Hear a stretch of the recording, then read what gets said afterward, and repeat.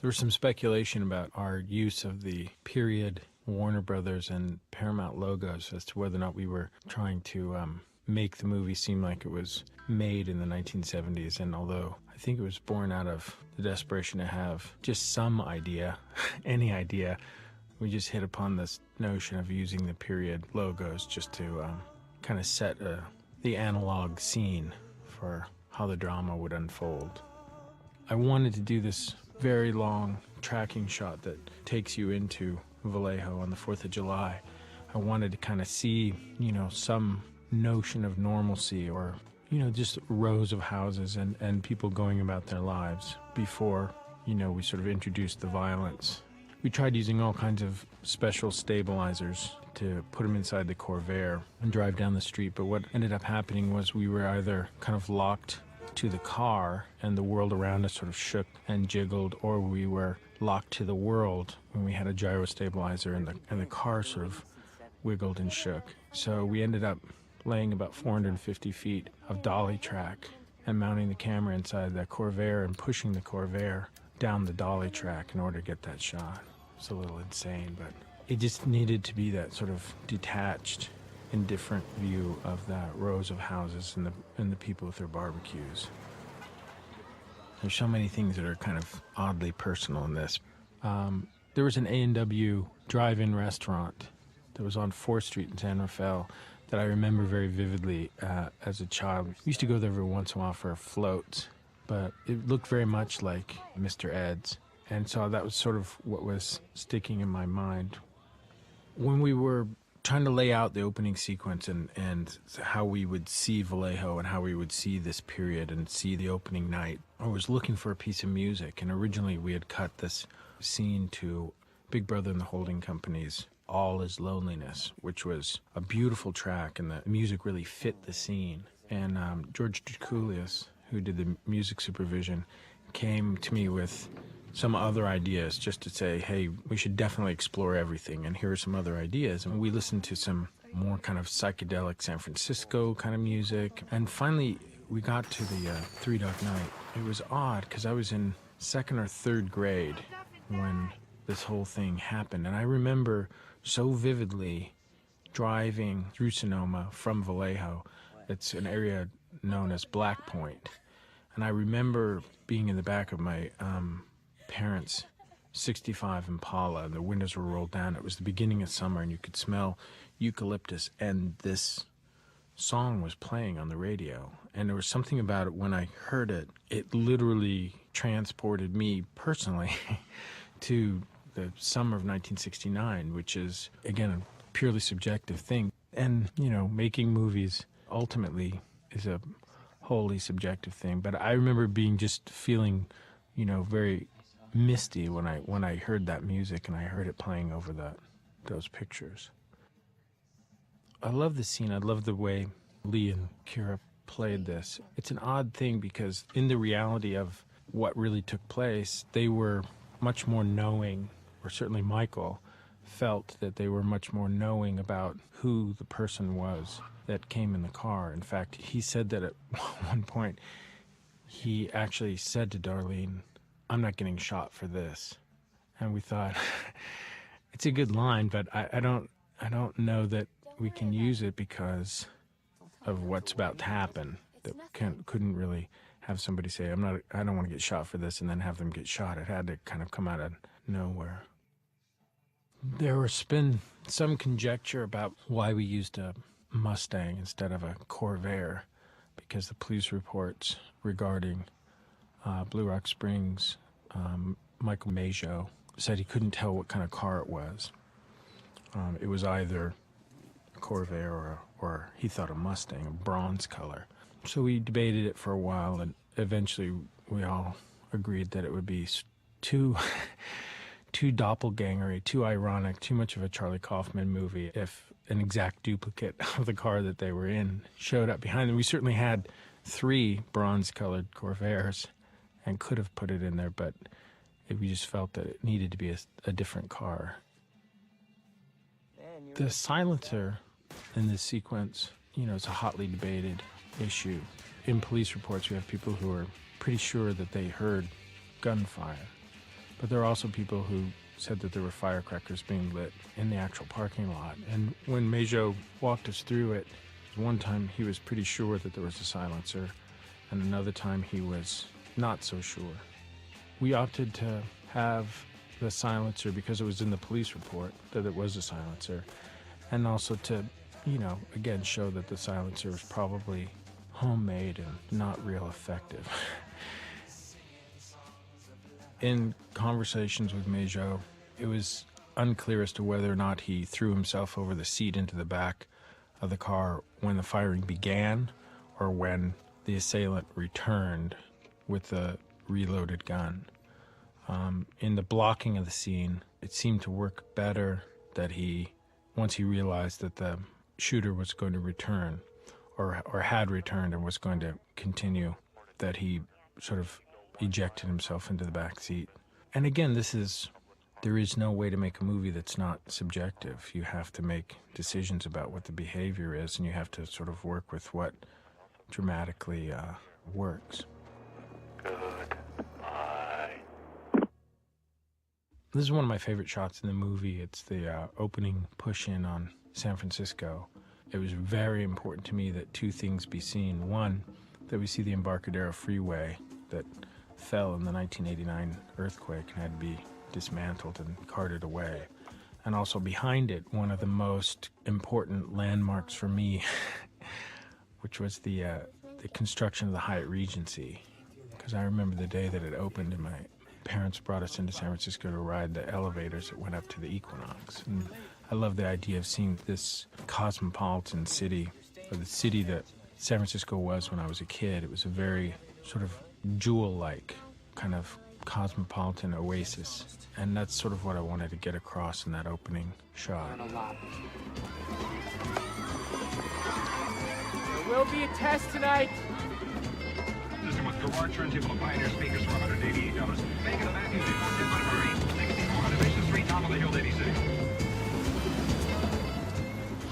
This is a matte painting that was done by Matte World. They did most of the matte shots in the movie, and again, it's very, very subtle work on the edges of the frame and the top of the frame. This is not the foyer of the actual Chronicle building. We did use the Chronicle building for the exterior, but the foyer and the elevators, it's kind of based more on my recollection of the Time Life building in San Francisco where my father used to work and when I would go visit him.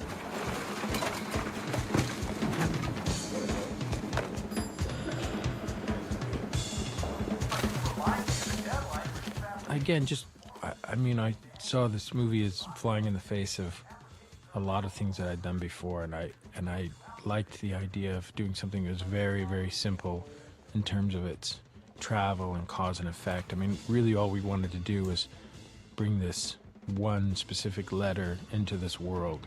I mean, the Chronicle is a key kind of hub in the movie because it's where all the information is sort of disseminated, and it's certainly where a couple of our leads, come in contact with the idea of the Zodiac. But it was written in the script. It was a beautiful sequence that was much more elaborate in that it followed this letter through the entire, literally you stayed with the letter as it went by people and you heard things, and it was a sequence that I would have loved to have shot the way that it was written, but it probably would have taken about 3.5 weeks. So we ended up having to do it in about 3 days or 2 days. And also I liked it being kind of straightforward. When I was a kid, a lot of my heroes were cartoonists. I used to love watching Bob Bastian, who was a Chronicle editorial cartoonist who then went to a television news program called Newsroom on KQED Channel 9. And when he committed suicide, and I remember the day that they kind of announced on the air that his body had been found and that he had taken his own life. And I remember really feeling oddly betrayed by that because he was definitely somebody that, as a 8-year-old or a 9-year-old, I used to love to watch Newsroom. And I loved the fact that here was a guy who was sort of sitting by the sidelines who would listen to what the other journalists were talking about, and then at the end of it, he would produce this cartoon. And I think my father owned a couple of them. They were just done on newsprint. marker and charcoal. They were really beautiful. And I also remember collecting some of Graysmith's. I mean, I just cut them out of the Chronicle and sort of keep them. I loved the line quality, and I loved the idea of people who had to turn something out, had to churn something out day after day, and it had to have some kind of salient quality. The Zodiac letters, to me, were kind of the most important hook in the movie. They were certainly the biggest hook for me as a kid. The notion that somebody was offering you an insight into their kind of psychological makeup. And there's something about the graphic nature of his writing and the way that his moniker and his brand, there was something really fascinating about that. We shot this scene, the reading of the letter, we shot it twice.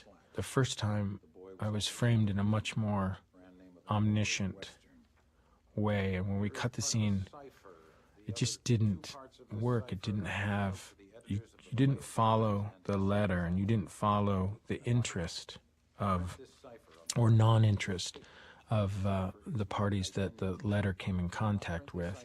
And so that didn't sort of end up in Jake's hands in the right way. So we restaged it, we reshot the sequence, much to the chagrin of a round table of very, very talented actors who put up with a lot of my indecision. And I really liked this version of it. I really liked the faces, and I liked the way that the guys interacted. Now, we took, great license has been taken with, the presence of Paul Avery, because probably, for the most part, Paul Avery would not have been in any kind of editorial conference. So we had to take the dramatic license with that in order to get him into the room and to get him part of the investigation. Paul? What? I cover crime in Vallejo? Yeah, I cover crime in Vallejo. Downey is, everybody knows, is truly wonderful, but this was the first day that we really kind of got to see what he was going to do with Paul. And Avery was a guy that we didn't know much about. I mean, we talked to Toschi about him, we talked to Graysmith about him, we talked to a couple of other people, but he was kind of an enigma. And when I first talked to Robert about playing him, he said, well, what kind of research can you give me? What can you... And I sort of felt maybe it was more deferential not to dig too deep into who this guy was and sort of allow it to be Robert.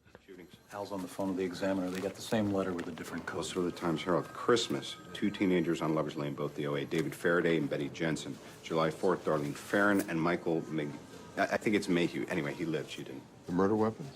Ballistics. Everything he said in the letters match. I mean, I think the Times-Herald is going to go with it. The Examiner's going, but won't go front page. I say let's go front page. If he kills 12 people, it's not our fault.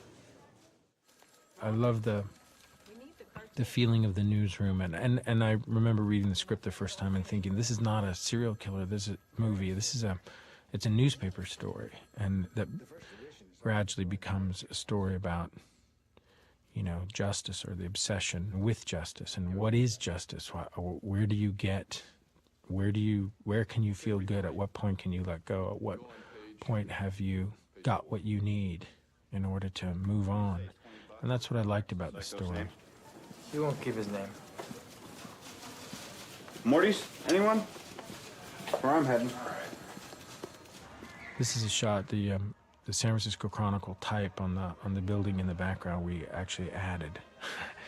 And Morty's bar there was a different bar that they frequented that we couldn't use the name of because we depicted cocaine use in it, and so we couldn't legally use the name of the bar that would have been the actual bar.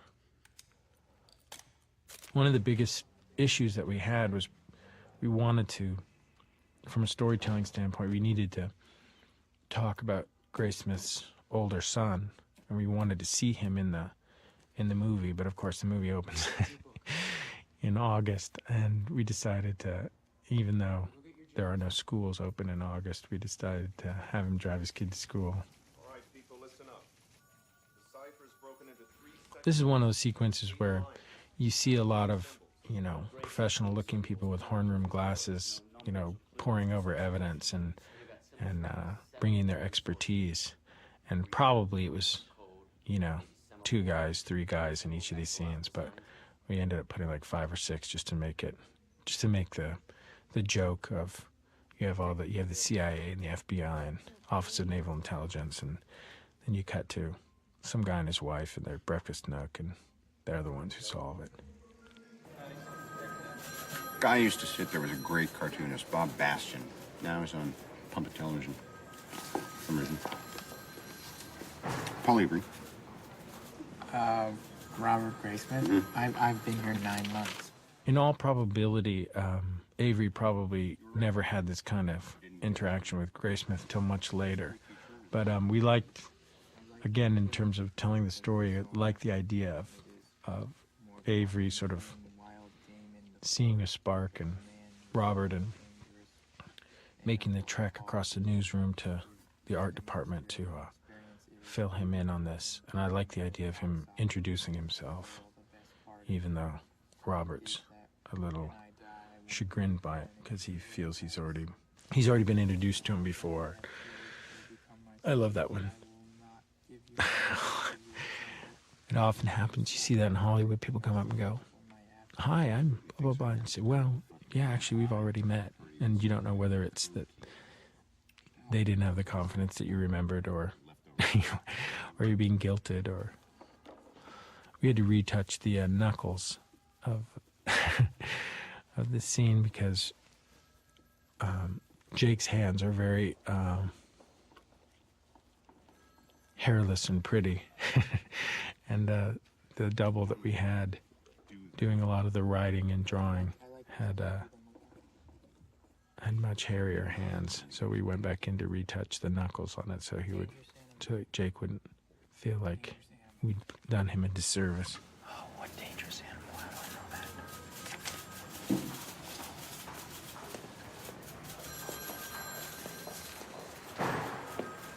that? Paul, Yes, Tim. editorial now. Very well. Another letter. I don't actually know how much of it makes any sense that they would have. I mean, obviously they would have included Avery in any kind of new letter that came in, but I don't know if he would have been one of the, 9 faces of the editorial direction of the Chronicle, but from a story standpoint, we needed to include him. We had to retouch this shot in order to get all the graffiti off the bridge, because there's a lot of profanity. This used to be the town of Monticello.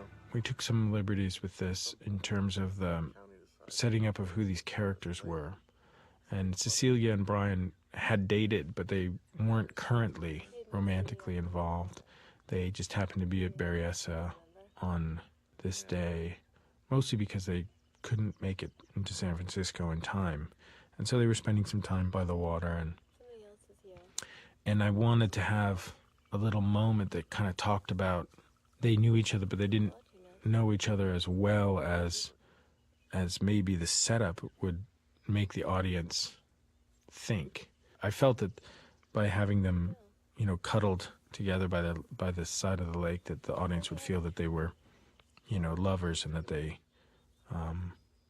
But I wanted to have a moment where we realized that they're not as intimate as maybe their physical proximity suggests.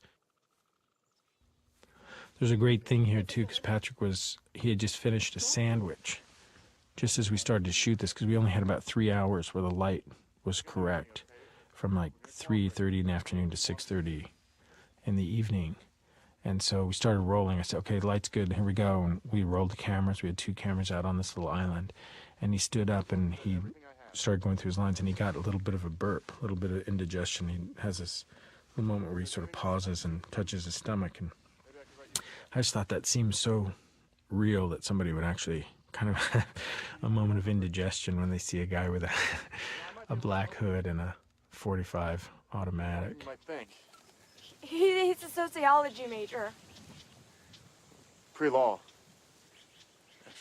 When we sent the script to Brian Hartnell, who gave us a lot of insight and walked us through exactly what happened that day, one of the things that came back, one of the notes that he had, was that Jamie had written that he was a sociology major, and he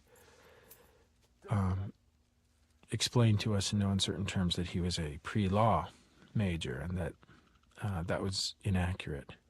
And when we got to shooting the scene, the text hadn't been changed. For some reason, somebody had an old script, and so when Pell says, who's the actress who plays Cecilia, says he's a sociology major, I had Patrick, who plays Brian, correct her and say, no, actually, no, it's pre-law, and which I thought was kind of amusing. However, it may be sort of emotionally inappropriate. It felt to me like they were nervous, but it showed us that they weren't. It made them seem like friends, or less like they were romantically involved. They didn't know each other that well, and I loved the idea of this little digression in the middle of it. And Brad Fisher told me an amusing story. He was sitting behind Brian and his wife when they screened the movie for them, and when the scene came up, she says he's a sociology major, and I believe it's Brian's wife turned to him and said, pre-law. And then Brian on screen says, pre-law, actually. And the Hartnells all laughed, which I thought was... Now, some people find it inappropriate that you would have a moment of laughter in this tense setting, but I sort of felt it was appropriate. Was that thing even loaded?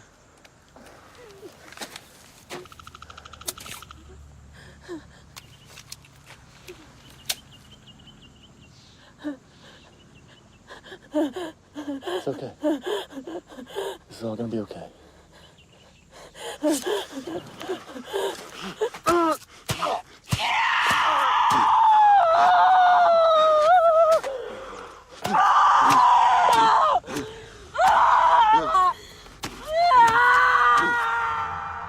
Part of the reason we chose to depict the murders or the attacks that we depicted was these were ones that we had witnesses for and that we could talk to people about. It seemed like Lake Herman, which was the first actual known Zodiac attack, was just something we had.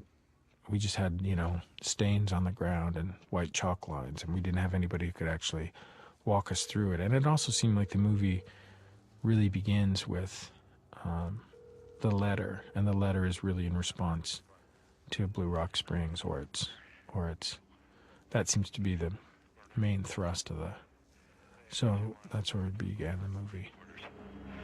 They were in a white Volkswagen Carmen Ghia. I'm the one that did it. The thing that's ultimately frightening and compelling about, I think the reason that we still talk about Zodiac, or the reason that Zodiac is still, why he still sort of haunts us is the letters. It's not really the crimes. The crimes themselves are fairly simple and by today's serial killer standards, not that grotesque or horrible. But the letters are the key. The letters for me were the thing that, again, it was this idea of this ongoing correspondence with somebody who is in process.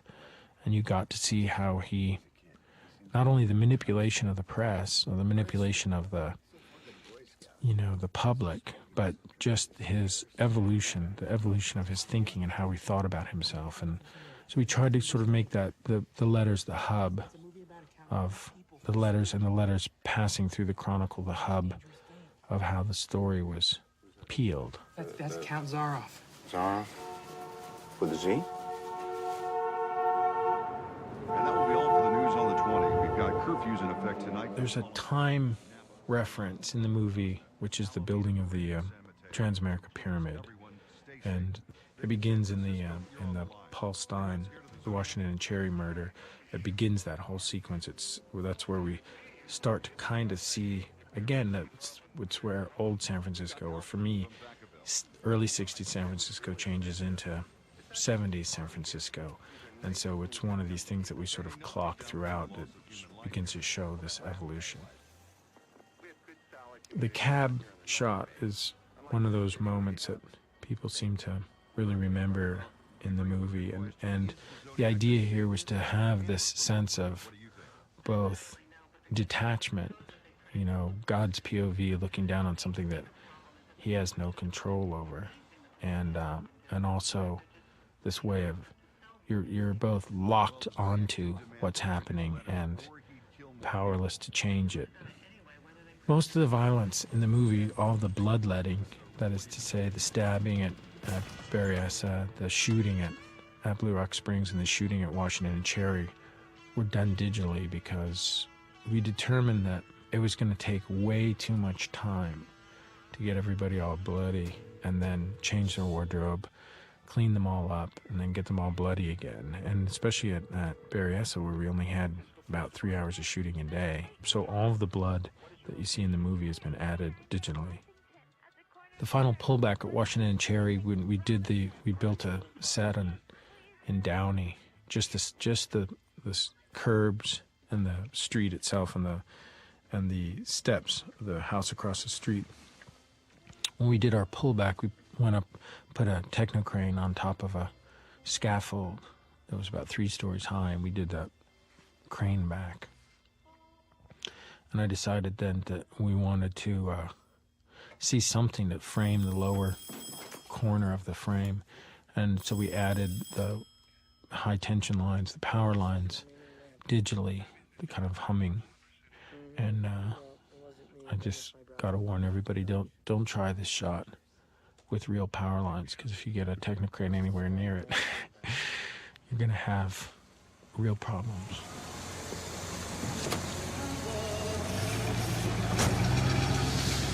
I just got to sleep.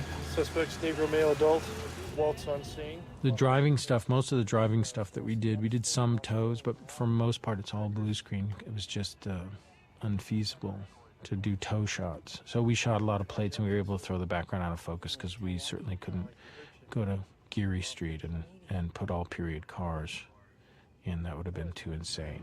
So why don't you? I haven't gotten around to it.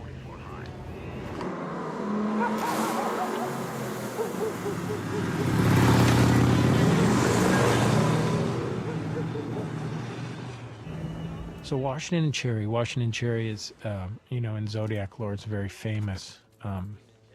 It's an important turning point in the case because it's the first time seems to be killing in response to something other than whatever his drive has been up until this point. It's not a Lover's Lane killing. It's not couples.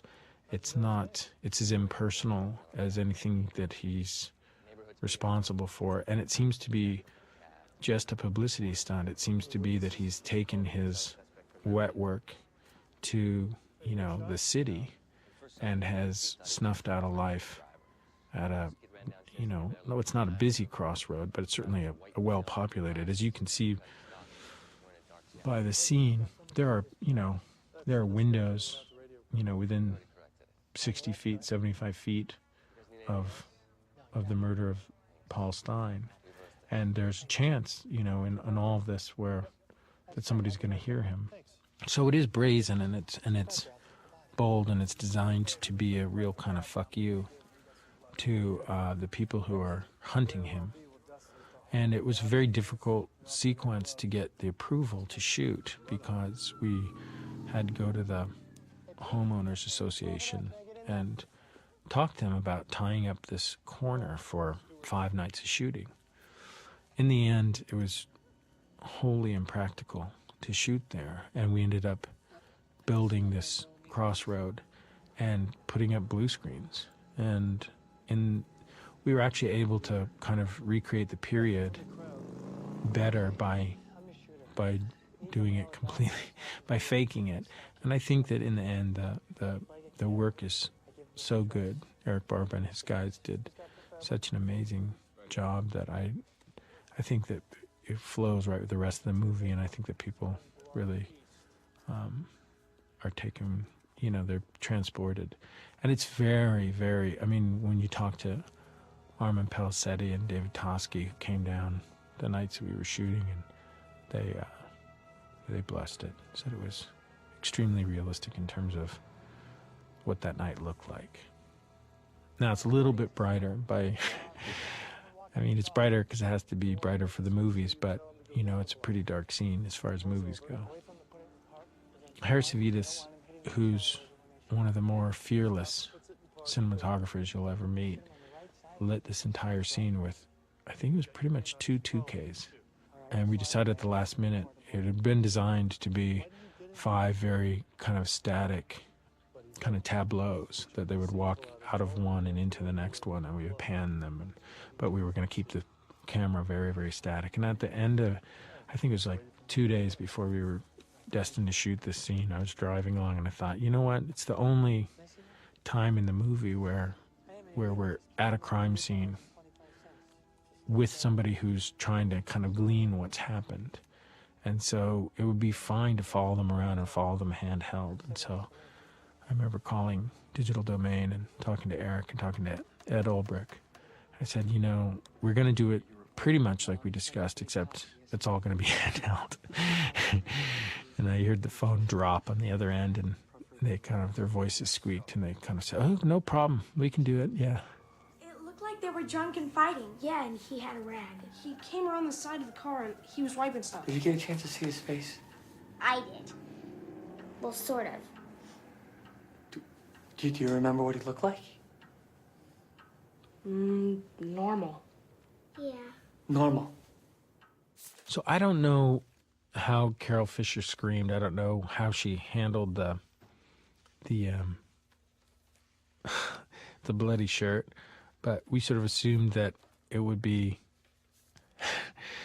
kind of a big deal.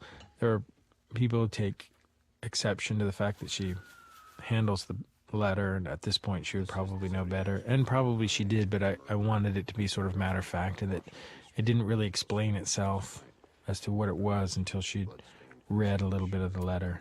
And the shot outside where you see the car pull up, you see the bus in the background. Again, that's a gasoline-powered bus that we, you know, not only added the sky back into and the wires, but we also put the little stalks that attach the top of the bus to the power cables. Right there, boss. There's your rag the kids talked about. So you got in the front seat to tear up a piece of the shirt. Is this on the record? What do you think? He confirms the Vallejo and Napa killings. Gets worse. Robert, you have a deadline? What does he mean it gets worse? John Terry and John Getz were the sort of warring publisher and editor. You know, we had this sort of idea that it was hard to kind of dramatically show the hierarchical structure of the chronicle. So I like the idea that you have two guys who basically come to the same conclusions but get there by very different ways. And I love how John Getz is a phenomenally talented guy. You know, has all of these like little moments of subtlety where he's quietly rolling his eyes at decisions that are made. This is seen in the background. There's television, and you see a young reporter up there from KCRA, Sacramento, doing his report on Zodiac, and that's Spencer Michaels, who is a friend of my father's. Not a friend of mine, who's somebody I've known most of my life, and we found this old footage of him. We showed it to him. He didn't even recognize himself. He's probably in his 30s here, and he's reporting on, I think it was, he's talking about San Francisco and the problems San Francisco is having with the divorce rate and the alcoholism and now Zodiac. And I thought it was kind of an interesting look at yellow TV journalism of the time. All of you to please keep this confidential. Just go about your daily business. Thank you.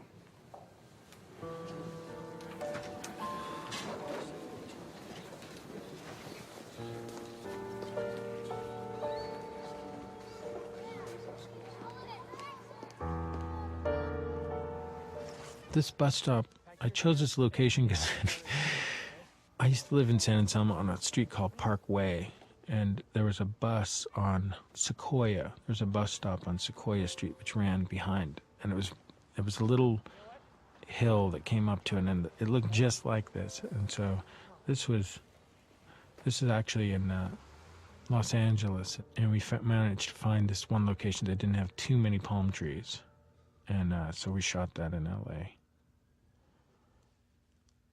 Now, Sherwood Moral. Sherwood Moral and Philip Baker Hall's portrayal of Sherwood Morrill.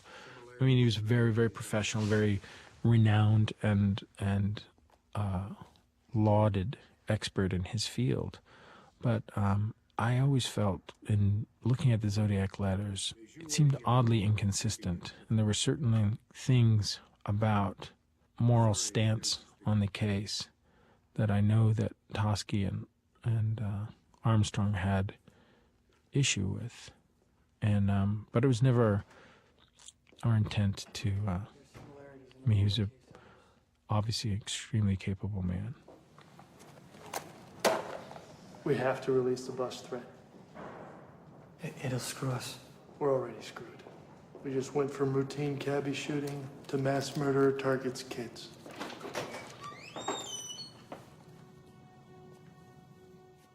The fun in shooting a period movie like this was doing the period newscasts, because when you actually look back on and you pull reference for this stuff and you start to look at it, it's just insane how far technologically the presentation of the news has come. I mean, when we had stuff from the late 60s, you know, with Eric Severide, and where they had slide projectors behind screens with a guy at a desk and 2 or 3 black telephones, as though the news was coming right into him immediately before he went on the air, and he had just gotten off the phone. And I mean, it was so absurd. I mean, in trying to kind of, you know, couch the notion for the audience that the world has really changed in the last 35 to 40 years. It was one of the more interesting sort of fact-finding excursions. This is Dermot Mulroney, who's one of my favorite people in the world, who agreed to come in and play this little part where I think he has like 8 lines in the whole movie, and he has to wear like a little fat suit because he's actually in amazingly great shape. So I wanted him to have a waistline like mine, so we made up a little fat suit for him so he could. And he's in every scene. He's like kind of got his thumbs in his belt line and is kind of sticking his little fat suit out, making people know that he's a guy who lives life behind a desk. Marty Lee, who's the character, that guy that he's playing, was actually in pretty phenomenal shape, and was a guy that both Toschi and Armstrong had nothing but great things to say about. He was a very, very well-respected police officer. When I met Bill Armstrong, we flew up to Sacramento to talk to him, and we sort of laid out for him what the film was going to be about. And, you know, he had definitely moved off Lee Allen. He had given up that this was the guy. And but he gave us amazing insight. And I hadn't thought of Tony Edwards until I met Bill Armstrong, and I came away from the meeting feeling that he was just so decent. I needed to find somebody who was as decent as, you know, Bill was extremely polite and politic about things that he felt that they had failed at, or things that he felt that they'd done right and hadn't been followed up on, or they didn't have the technology to go further with. But all of these guys were strangely, I mean, because you would expect, if you're making a movie about a case like this, you would expect them to sort of want to have history rewritten just a little bit, or have things, you know. And there was I never for once got a feeling from Robert or Brian Hartnell or Dave Toschi or Bill Armstrong that they wanted anything other than, look, here it is, warts and all. This is what we thought at the time. Here's the mistake that we made. We should never have done X, Y, or Z. But, you know, and there was this real sense of, it wasn't that they wanted to rewrite history. It's like they just wanted one more shot at being able to go over this stuff. They wanted just a little bit more time, a little more funding, a little more support. This kind of palpable sense of wanting to have seen this be tied up. And it wasn't sad. I don't recall feeling like, oh, I feel so bad for them. I felt very much like we needed to do them justice, because they still felt this was the one that got away and this is the one that didn't deserve to get away. So I didn't care so much about how the actors looked in the parts. I really wanted it to be about their persona and what the kind of energy that they put off. And I had no idea who was going to play Bill Armstrong. I think it was Lynn Harris or Lorraine Mayfield who suggested Tony Edwards. And of course I knew his work as an actor, but I also knew him as a parent and as a neighbor. His son went to preschool with my daughter, and he, as an actor, he's like a great point guard. He just makes things happen socially. He makes things happen. He's such a great assist. And so when we finally contacted him and he said he wanted to do it, it kind of put most of my concerns about where the casting was going to head in the movie. I finally kind of slept better when I'd gotten Jake and I'd gotten Mark and I'd gotten Tony and Robert, and it sort of all kind of coalesced at that moment, and I thought, this is going to be good. Water theory? What? Geographically, every attack takes place near a body of water or water-based name. Lake Berryessa, Blue Rock Springs, Lake Herman. Downey's wonderful in this scene. He's so professional and indifferent. I knew Robert, and he's obviously a stellar performer and an amazing kind of live actor.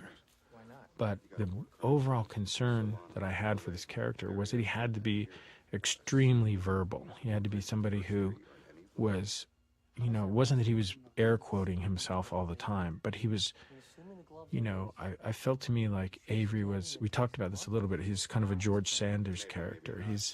He's a guy who is enjoying, he's writing the rough draft in real time for you, and he's also editing it as he's saying it. He's going, oh, that's good, and on that one's, he's sort of marking for posterity his rough draft as he goes. Single male cab driver on Washington and Cherry doesn't fit. Doesn't fit. So, why does Zodiac kill him? This movie is, the beginning of the casting of this movie was over one weekend. I was talking to Jennifer Aniston about, we were talking about movies and actors that she had worked with that she just loved. And Jake Gyllenhaal was one of them, and Mark Ruffalo was the other one. And she was telling me just how unbelievably talented these guys were. And when we sort of finally sorted out how we were going to make this movie and where we were going to make this movie, it sort of struck me that I really loved The Good Girl and I really loved Donnie Darko, and I thought Jake would be perfect for Robert Graysmith. And I was trying to think of an actor for Toschi, and Toschi's, there's a real sense of warmth to him that I don't think comes across in everything. All the clippings that you read about Dave Toschi, it's kind of this like bogus super cop kind of nonsense. But there's something about him that was so warm. And I was talking to Jen about this, and she told me about her experience and work with Mark Ruffalo. And I'd never met him. I'd just seen his work. And so I sent him the script, and I had one meeting with him and just felt so at home with who he was. And then when we went into rehearsals, we did a read-through at my office with everybody that we could get. I don't think Brian Cox had been cast at that point, but with everybody that we had, I think we had 25 or 30 people in the conference room. And walking out of it, everybody was like, Mark Ruffalo he's just so live and human and real and so not a cop, and I'd seen Collateral, and I thought he seemed oddly out of step in that movie because he's such a person, and I felt like he'd been sort of hampered or something but walking out of that first read through, I thought to myself, this is going to be just fascinating to watch. And he had this voice and this gait and this mannerism, the mannerisms of David Toschi, and there was a moment in time where I kind of thought to myself, I got to be careful that this doesn't become caricature, because it's kind of like I'd been involved in this movie, The Lords of Dogtown, and I'd met Skip Engbloom, and I couldn't figure out who to cast for Skip Engbloom. I actually wanted Donald Logue to play Skip, and gone to see the final movie and saw Heath Ledger play him, and it's such a perfect Skip Engblom. It's kind of astounding, the just everything they. But and yet, for those who don't know Skip Engblom, it can be off-putting. You know, people can kind of go, well, nobody really acts like that. And it's like, well, no, actually, there is somebody who acts like that. And so I was very concerned that what Mark was doing initially would be caricature. And it was funny to watch him, like his first 2 takes, you'd see him getting he would begin to sort of assimilate what it is he had to do, and he began to sort of physically apply it to what he was doing. And then by take 3 or 4, you were seeing this guy that this person, and it was so, I learned so much watching him apply the external to what he was doing internally, and it was such a pleasure. It's a long, difficult process and ineffective with these. Jake was so good with this kid who played his son. His name was Jack, and he was so, for a guy who's doesn't have kids, he was so attentive and so helpful. Obviously, having acted as a young adult. I kill. I don't get them. That is fucked up. You want to live, don't you? This is a really interesting scene because all these people are looking at blue, televisions that are just showing blue screens, and there's nothing going on. This is one of those scenes. I love this scene. It's just total swamp gas because it's everybody just pretending to have eye contact with something and pretending to see something and have something change them or move them or excite them in some way. It's just total cinema. Hey, go to the gas chamber. You won't get hurt if you talk to me. You're not going to the gas chamber. I wouldn't think that. Brian Cox came to us late in the process. We were trying to figure out who could play Melvin Belli. And now Melvin Belli is he's a very famous San Francisco figure. He's part of the old guard, and he was a very fascinating guy. And I'd seen him in, I'd seen him in Gimme Shelter, and I'd seen him in some documentaries. I never saw him on Star Trek, which is something we reference in the KGO sequence. But I'd never seen him do that, and we were trying to kind of figure out who's an actor who could carry the kind of. There was a certain grandiosity, but there was also this focus. He had this ability to sort of concentrate beyond.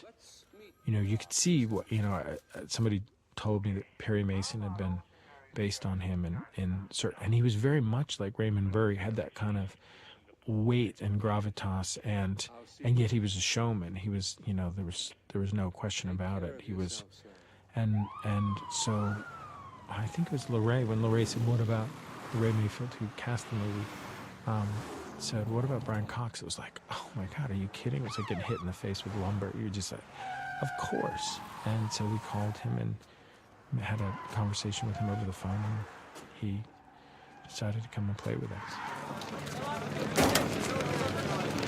My, you fellows certainly know how to put on a secret meeting. I remember very specifically, I was in 2nd grade, and I was on the playground at Isabel Cook grade school. I remember kids in my class discussing, in the Tanbark box, discussing that their fathers and or mothers were staying home to watch the Jim Dunbar show because the Zodiac was going to call in. It was one of the things I remember very vividly that day. And we didn't really know much about Zodiac. It had all been very much blown out of proportion. There's apparently some mass murder and mass grave up at Marina Headlands. I mean, it had been, this is a guy who climbed down from the trees with black cape on, but I do remember that day so well. There was a point in time in the movie where we got very fed up with shooting this set, and I remember a day shooting this sequence in particular where we're kind of like, are we ever going to get out of this Chronicle set? This is a nice scene. I like how this was laid out. This is Jamie Vanderbilt's notion of how to kind of kickstart the beginnings of Graysmith's obsession. I like the idea that there was this moment in time where everybody kind of where the new letter had come and everybody had stopped what they were doing, and they'd all sort of piled into this room to kind of be part of whatever was to come. I enjoy needling the blue pigs. Hey, blue pig, I was in the park. You were using fire trucks to mask the sound of your cruising prowl cars. Hey, pig, doesn't it rile you up to have your nose rubbed in your boo-boos? And, of course, the presentation of the bomb idea, which was a big, which is an evolution for Zodiac. He'd gone away from stragglers and lovers' lanes. 1 gallon of stove oil, dump a few bags of gravel on top. It's a bomb. Okay, we gotta call the army and see if this science experiment could actually work. There was something very intriguing to me about, especially in San Francisco, which is so often thought of as this sort of hippie, free love, drug culture stronghold, that the image of the Zodiac was this crew-cut, white-walled, horn-rimmed glasses guy who looked like a postal clerk. And there was something about that was intriguing to me, the notion that the summer of love was in some way squelched by this guy who couldn't have been more a more conservative symbol. He's very 50s. There's a kind of very Leave It to Beaver kind of image of the serial killer. He was not a long-haired, fringe jacket wearing Charles Manson. He was this extremely straight-laced and conservative.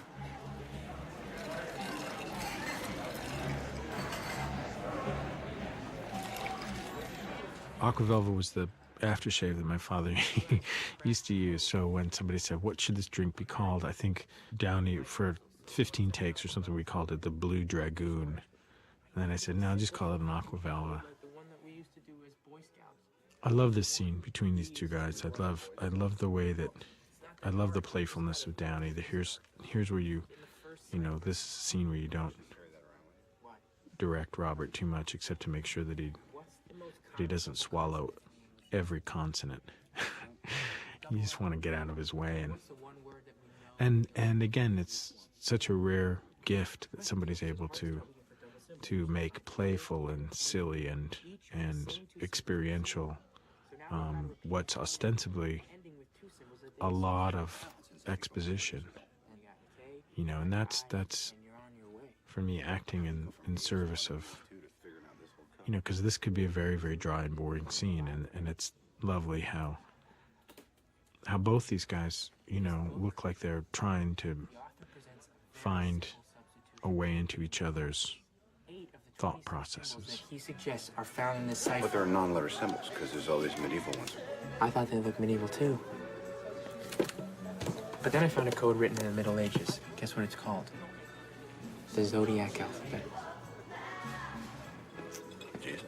I love that goofy smile that Jake has in that way. He's sort of proud of himself, but he doesn't look like he has a lot of control over his presentation of that. He just seems very real. This was a scene that we put back in the movie just before we were to lock picture, and it had been taken out. It had been out for months. But I really felt that we needed to get an idea of Toschi at home. I felt like we had him as a cop, and also the scene sets up the whole basement for future use notion. But to me, that wasn't as important as seeing a guy at his dining room table poring over stuff that he's already seen 100 times. Yeah, sure.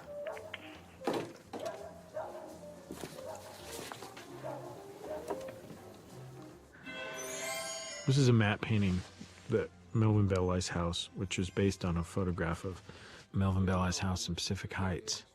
And originally we had a matte painting that showed the Transamerica Pyramid under construction, halfway built. But it was a little too distracting. People's eyes kept going to that rather than to the Tudor manse. Difficult to hold it in check, and I'm afraid I will lose control again and take my 9th and possibly 10th victim. Melvin. We may have gone a little too far in painting Melvin as a blowhard, but I like the idea. There was a story that Bill Armstrong told us, it actually took place at his townhome, his penthouse, that was actually right down the street, or actually up the hill from the Transamerica building, which would, of course, been across the street from his offices. But there was a story that Armstrong told us about. They received this call on some either Thanksgiving or around Christmas at some point, and they'd rushed over because Melvin Belli was sure that there was a sniper on a building across the street, and some people had seen a man and they thought he had a rifle, and so Bill and Dave Toschi rushed over, and there was a dinner party going on, and they were let in, and they had a little conference momentarily with Melvin, and then they were sort of paraded through this party and introduced to people, and Armstrong said he began to be aware of the fact that they were sort of they'd become sort of de facto dinner guests, and in Belli's sort of wanting to show off how responsive the police were to his discomfort. And so I like that notion of these guys being summoned to this place, and we fudged it a little bit, and it happens with the letter. So Kathleen Johns. I'm not so sure how much I believe Kathleen Johns is a part of this whole mythology. It's certainly part of the mythology. I'm not so sure Kathleen Johns picked up Zodiac, or Zodiac picked up Kathleen Johns. I kind of, I don't know. It seems very strange. At one point in the making of the movie, we were lucky enough to, both Brad Fisher and I, we went to Portland, I think, to talk to Mike Kelleher, who's a really, really interesting man. And he's very well versed in zodiacology, and he made a very compelling case for including Kathleen Johns. Kathleen Johns was really the end of Zodiac's ability to kill, or that it was the next evolution. And I think there's an interesting psychological look at the specter, the myth. I just don't know how much I buy. I mean, I do think it's odd that he doesn't write and talk about this, maybe because it's a failure. I don't know why it's a failure. I mean, maybe it's Cecilia Shepard's proximity to Brian Hartnell that makes it possible for him to dispatch Cecilia Shepard, and maybe it's the fact that Kathleen Johns is pregnant and has a baby with her that makes it impossible for him to dispatch Kathleen Johns. I don't know. It's a tough call. We had to kind of take a neutral stance on it. The incident in real life is an unbelievably harrowing and compelling one, where they drove around literally for hours, and he kept repeating his little mantra of, "Before I kill you, I'm going to throw your baby out the window."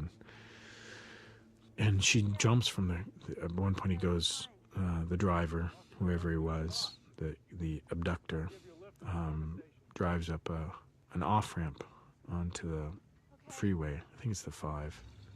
And she's able to jump from the car. And it certainly seemed we wanted to shoot. It certainly would have been. But I just couldn't figure out a way to put it into the narrative.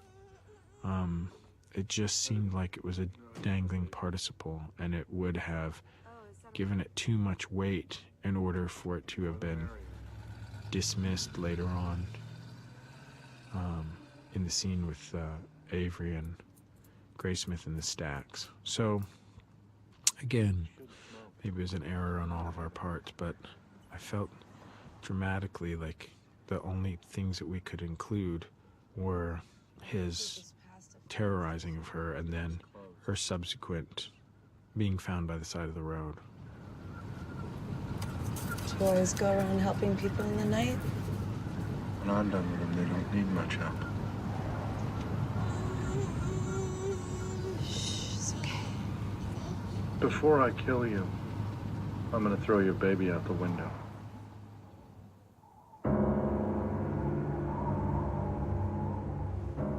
This is an interesting shot because I think the high praise to Digital Domain, but we went out to Camarillo and we closed down a quarter of a mile of road and we jackknifed a truck and we put Ione Sky by the side of the road and we got a 66 Ranchero and we put the camera in the back truck bed of it and we drove up and we just, because the camera's tethered, because we had all kinds of issues with where we could hide the recorder and how much light we could get on it and whether or not we could top light the truck with one of those helium balloons. The shot ended up being, we couldn't get the car and subsequently the camera far enough away from the truck to really have it sort of appear in the distance. So we ended up doing the shot digitally. We ended up doing it as a composite and we shot it all on soundstage.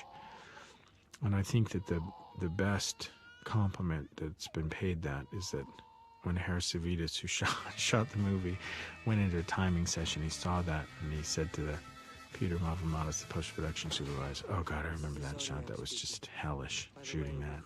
And he didn't realize that it was a composite. So when we told him, he was like, that's just fucking crazy. This is a montage that was put together by Angus Wall and A52. And this was never really designed to be this elaborate, or it never occurred to me that it could be this elaborate. And I knew I wanted to do a montage with the writings. I needed to get the letters in, I needed to get the masthead, and I needed to talk about the chronicles, like becoming the clearinghouse for all things, all communications Zodiac related. And we knew that we wanted to have this montage, and we wanted to have a wonderful piece of music in here. And this montage was put together by, it had little or nothing to do with me. And I love reading in reviews where people say, oh, and then of course Fincher can't contain himself. He has to go and do this big. I remember just looking at it and going, wow, that's really beautiful. That's great. And I'll take all the credit for it. But really, I had nothing to do with it. This is a wonderful Downeyism. He had this little bar trick that he wanted to do in the scene, and he showed it to me. He said, here's what the thing is, you have these three straws and you balance them and you say, okay, now how do I pick up all three with one straw? And he showed me this trick and he said, can I do that? And I said, absolutely. 26 takes later, he was like beside himself. He was so frustrated and so fed up because we needed it to match now from the master shot to the coverage. And so one of those great little moments of inspiration turns into the actor's albatross. Okay, look at this letter again, the part about Kathleen Johns. Tell me what facts he gives. A woman and her baby abducted. Mm-hmm. So this sequence, again, reading about Kathleen Johns, the fact that Zodiac doesn't mention her for so long always, it seems very suspect to me. And I thought that there was a compelling case laid out for the notion that Zodiac, I mean, part of the beauty of his was his ability to obfuscate, and by taking credit for these other things, he was able to build a much bigger myth and also put himself in places where, had he ever been caught, he probably would have had some, I don't know, I mean, maybe that's just Department of Justification for the Kathleen Johns, but I never bought the Kathleen Johns thing. I just thought she was probably extremely, obviously been through something incredibly harrowing, and the fact that the America's Most Wanted poster was right behind the interrogating officer's head. Bobby, you almost look disappointed. Chief's pulling everybody off buses. This is a wonderful scene. These guys are, I love the idea of Toschi and Armstrong going back to the scene of the Stein murder. We shot this scene, we shot a first pass of that scene in San Francisco, and it's funny, it just didn't look like the same place. It didn't look like the same house. So we ended up redoing it in Downey with against blue screen.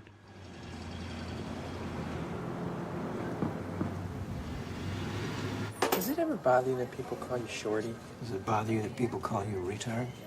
Nobody calls me that. Ah, the retard stuff.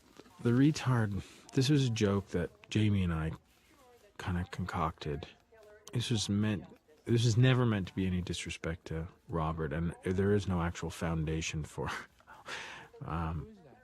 Avery. It was just a way of kind of humanizing his. We wanted to continue to find a way to solidify his outsider status, and also just make him insecure about where he fit in this, in the hierarchy at the Chronicle. Perhaps it's cruel and it's never meant to be. Fuck, I've done it. Jesus. Tell me it's not a piece of bloody shit. Sir, fuck! Oh, fucking crap! I feel it in my bones. You ache to know my name, and so I'll clue you in. The card. The card was a necessary function of having to get Avery to a place where Avery got a gun. And in reality, the bloody shirt arrived in another letter that was sent to the Chronicle, but we needed to kickstart this idea that we needed to make it positive for the audience and absolutely unequivocal that he had been communicated with by the Zodiac. And so, again, a little bit of dramatic license. Riverside, I'm gonna drive down and see him tonight. You wanna tag along? No, I have a date. Really? Who is this guy? He wishes to remain anonymous. I wish to remain infamous. So we're gonna get along great.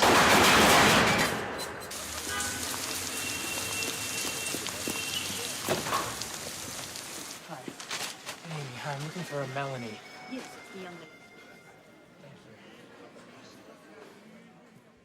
Chloe. This is a really, really talented actress who, came in to play an incredibly thankless role and did it and was so lovely in it. She was a real breath of fresh air whenever we shot with her, because, we didn't have many days with Chloe, but she's so real, and she has this great kind of droll sense of humor and this deadpan delivery and she just reminded me of all those girls that lived across the street from me when I was, 12 and 13 years old, that you never quite pay attention to, and then one day you kind of go, wow, she's sort of stunning and interesting, and she put these glasses on and that that little red heart pendant, and it was just like, that girl's from 1973. I'm working on, do you know the Zodiac? Yeah. I'm working with, do you know who Paul Avery is? Sounds kind of familiar. He's the writer that the Zodiac threatened. Oh, yeah, I saw that on TV. Well, I work near him, and he's going down tonight to track an anonymous tipster down in Riverside. One of the things that we didn't count on was that it was when Jake's holding that newspaper over his head, all of the ink on the paper is getting wet, and so his hands are completely black by take 3. I think we shot like 14 takes of the master, and we kind of couldn't get his hands clean enough, so and I couldn't decide whether to make something out of that, or because he does shake her hand and you see his hand comes out, and it's he looks like a mechanic or something. And yes, I have been told that vodka with cream sauce did not exist as an Italian dish until the late 80s. But being a gourmand, I let it slide.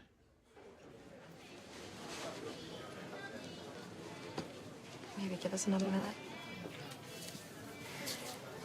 Do you have any change?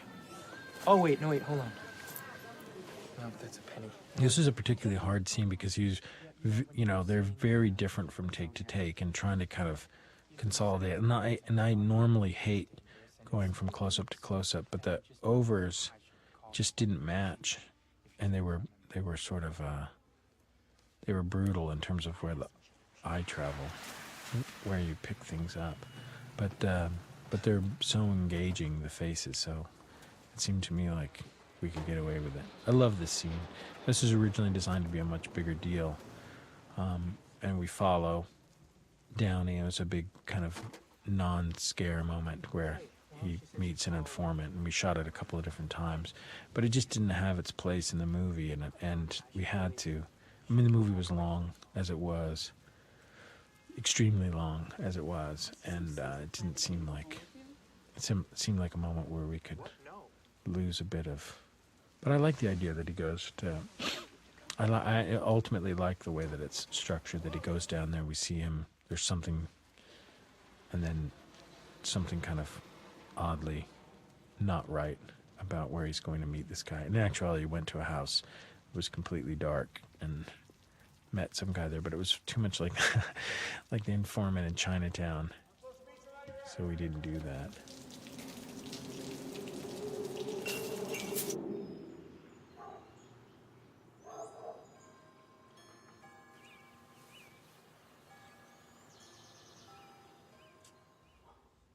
I loved her read in this. There's 14 or 15 takes, and she's different in each one of them. They're all great when she says, "This is the most interesting date I've ever been on." It's not sad or pathetic. It's just kind of like, well, no, I like this kind of stuff. There's a sort of Nancy Drew quality. Robert. Yes? You sitting down? Getting Robert to turn and walk into a close-up and say that line, he wanted to crawl out of his skin. He hated it so much, the notion of ending on a close-up. And I don't disagree, it's tough. But he did a great job with it. You know, I think he doesn't feel like natural presentation. It seems staged. And so getting him to do that was a little like pulling teeth. What I knew in my gut, Ron, the handwriting matches Zodiac's. How'd you get the evidence out? Ruffalo had all these great little things that he kept putting in, because Toschi at one point developed an ulcer, so he has all these scenes where he's like taking the tomatoes out of sandwiches, and he's chewing. He's got Pepto-Bismol, and he's chewing Pepto-Bismol, like, you know, mints and stuff. So he has all these things that are constantly happening, and I love that. He's always got some little stomach ailment thing going on. Good to see you again, Mel. All due respect, can someone explain to me why I'm reading about breaks in this case in the Chronicle instead of getting calls from you? We got screwed. Dave, come on. You do get your name in the paper a lot. People talk. I don't ever talk about an open investigation, period. Okay, Ken? This is a funny scene. I love this scene. It didn't really happen this way. I mean, it was more that they saw him and he kind of waved, but we had him come up and say, "Hey, man, can I catch a ride with you guys?" Zach Grenier, who I'd worked with on Fight Club, is a wonderful actor and he's just so droll, so much fun. He agreed to come in and do the Mel Nikolai. This is a scene that we cut. I really liked it. It's a silly San Francisco joke, but I like the fact that you have these cops with long hair and plaid jackets coming to see the guys in Riverside who are, you know, looking at them like there they are from the pervert city. Now, Riverside, I don't know. I don't put a lot of credence in Riverside. It doesn't seem like it's part of the whole thing to me. I don't. But I liked it. I felt it was important to. I mean, if it is a red herring, then to me, I think it's presented appropriately. Again, there were so many dead ends that led to this case spinning out of control, the investigation spinning out of control, and this is one of them. This is, I think that the whole Sherry Joe Bates and Avery's attribution of this to Zodiac, I think, was it may have derailed this case for all time. These are what Sherwood Morrow matched to the Zodiac letters? These in the desktop, done. This was found a couple of months later by a janitor in RCC storage. And again, you know, trying to get back to the graphic presentation of writings and you know, this was a prop that had to be made and had to look just like the actual desktop, which we had photographs of, but we didn't actually see. Hope Parrish, who did all the props, did a lovely job with all of the letters that were so meticulously recreated. They're beautiful, stunning, and this desktop as well. I also told him we don't think this is Zodiac. Okay, wait a minute. You don't think this is Zodiac? We got a guy. And again, we don't know what was said in this actual meeting. We have David's remembrance of it, and when we talked to Ken and Norlo, who was wonderful, gave us so much insight and so much of his time. But you know, again, this is a fairly subjective representation of it. Now that's something he's done before. Look, now you have everything we have. But in my opinion, you guys came south for nothing. Foobar, gentlemen, foobar. I don't care what he says. This was filmed in Culver City. We ended up having to do a lot of digital work to take out satellite dishes, which turned out to be, when we go to scout locations, we'd say, how much is it going to cost to take down those satellite dishes? So it was like $40,000 to pay people off, send people up on the roofs, so we ended up, you know, painting them out digitally, each frame. And Riverside's telling me I'm on a sniper. I love this. This was a scene that, you know, again, it's kind of created because I think that Toschi had this frustration toward Avery, and they did have a falling out, but it didn't happen out in a parking lot right in front of the Riverside PD. We placed it here because it seemed like a good splitting off point.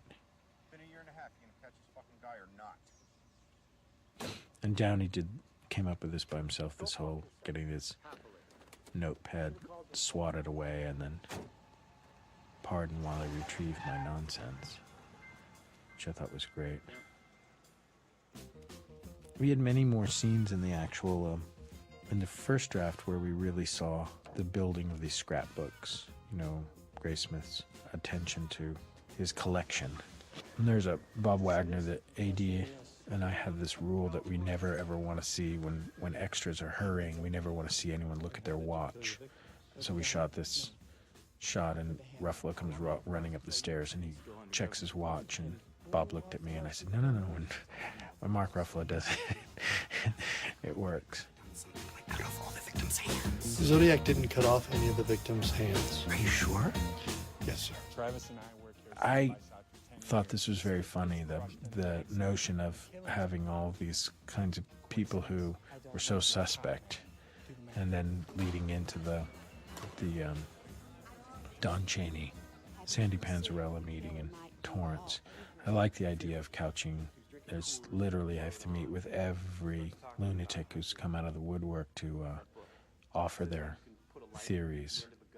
And so it's all sort of culminates in this guy telling you this incredibly hard to believe story that it's all been laid out for him by Lee Allen. Call himself Zodiac to mess with them. They like messing with people.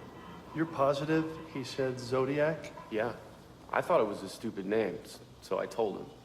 He got up all upset and said, I don't care what you think. I thought about it a long time, and that's the name I'm going to use. Did you feel like he'd been... Had an interesting meeting with Don Chaney, who he's a guy who, he's just not a bullshitter. He seems so credible, and the way he tells it to you, and of course, things that he says are so, you know, it's hard to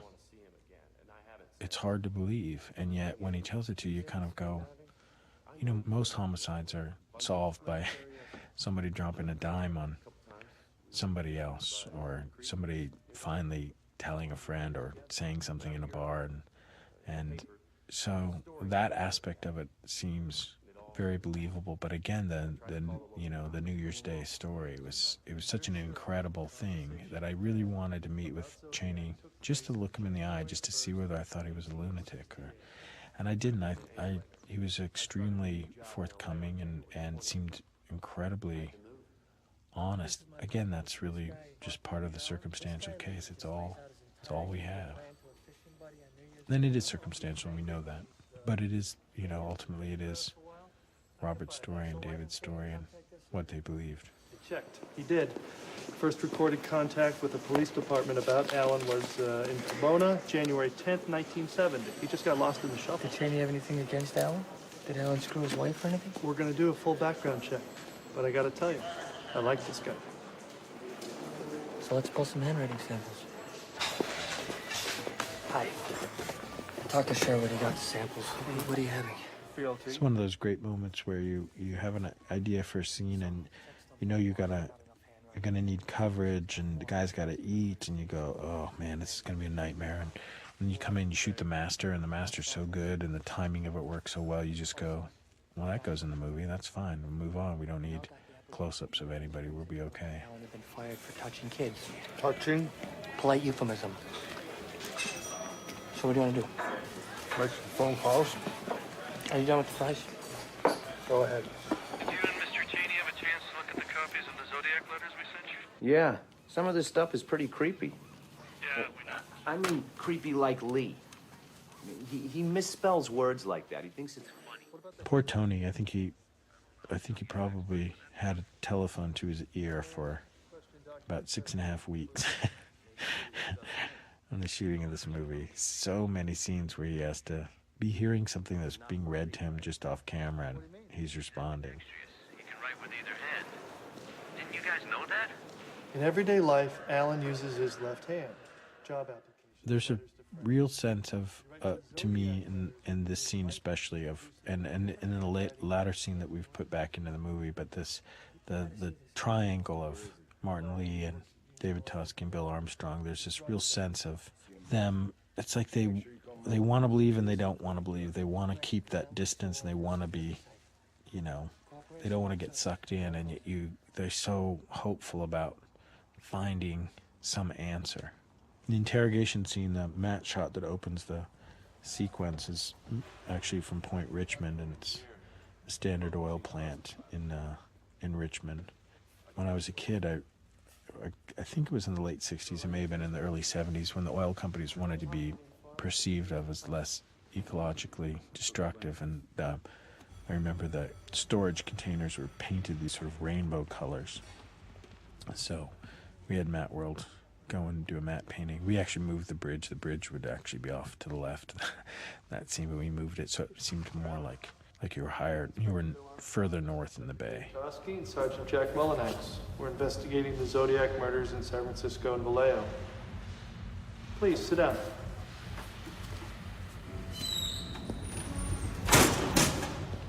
The interrogation scene is an interesting one because,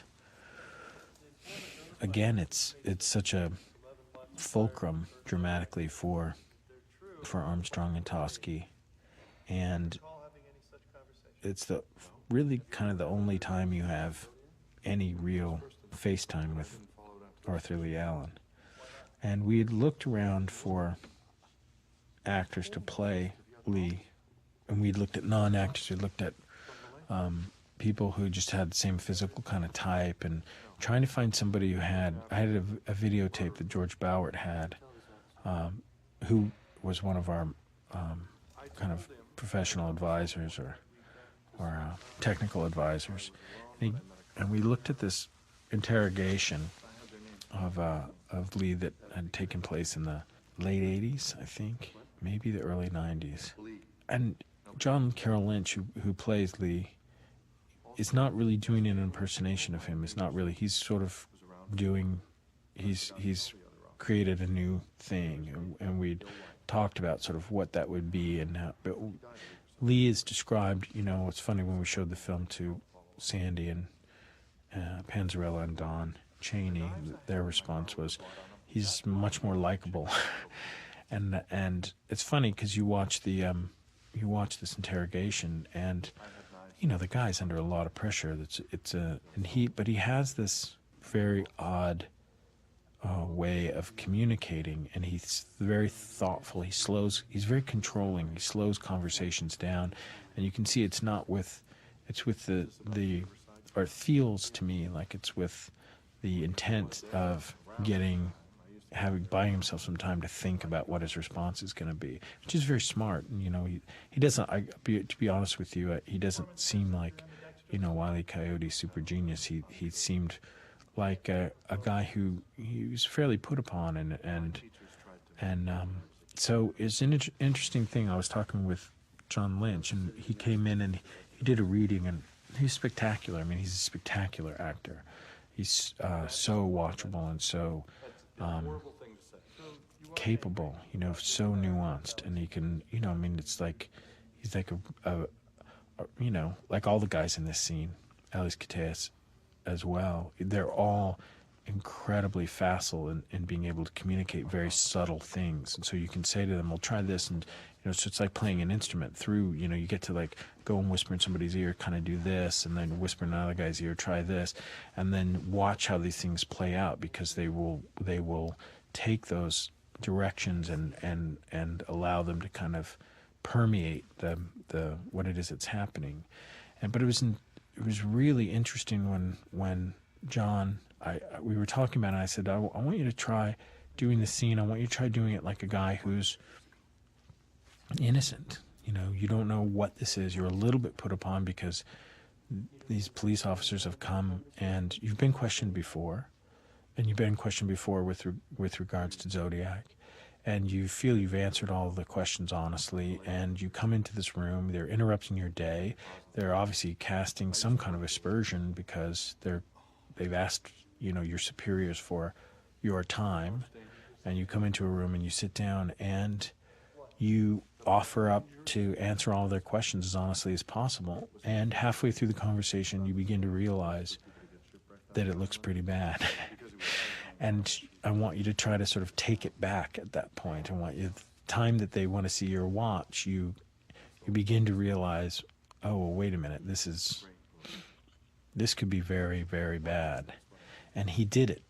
And he looked way more guilty taking that approach than he did when he was kind of playing a guy who was trying to hide the truth. So it's an interesting thing, you know, there's the perception of, there's behavior, the perception of the behavior, there's the, you know, when actors are trying to lead you to a conclusion, or when they're just obliviously in the moment, what the audience brings to it, what the other characters bring to it, or how the other characters point the audience. It's a fascinating thing. I mean, ultimately this movie is just about behavior. It's about casting wonderful faces and performers, and they just talk. I mean, that's all that happens in this movie. So that was a different and interesting thing for me. It was not a place where I feel most safe. I mean, I do, you know, I tend to kind of think things through to the point where wooden Indians could show up and I could at least finish the day's work. But when you have, you know, people of this caliber and they're bringing all this great stuff to it, it's so much fun to kind of, you know, sit by the camera and watch how it plays itself out. Well, Don's a very reliable guy. If he were to tell you something, I'd believe it to be true. This one. What about it? Here, where he spells Christmas with 2 S's. We got a Christmas card from Lee a couple years ago. He spelled it the exact same way. Christ Mass. Would you still have that? I can look for it. Thank you. That'd be great. Is there anything else we can do to help? The brother said he would search Lee's apartment next time he went out of town. That gets you around the warrant. For the time being. I didn't prep this movie in the same way that I've prepped other movies. I didn't do any storyboards. I didn't want to do any storyboards. I did some previs for the murder sequences just so that people could have an idea of what we were going to see, the extent of what we were going to see. But for the most part, it was kind of, I think we want to be here for this. I think we want to, and I was trying to, I mean, this movie is very simply staged. And that was always the guiding principle. It's like, we've got to do this in a way that is, you know, it's not about being meat and potatoes. It's about being, I don't want people to be distracted from anything that the characters are saying. It was a very conscious decision to, you know, we don't want any artifice. We don't want to underline anything cinematically. We want to just present behavior and see where it leads the viewer. She was killed a day before Halloween, and you received a Halloween card. You know, these are all fascinating pieces of minutia, Robert. It's a bit early in the day. Paul, it's 11 o'clock and we missed editorial.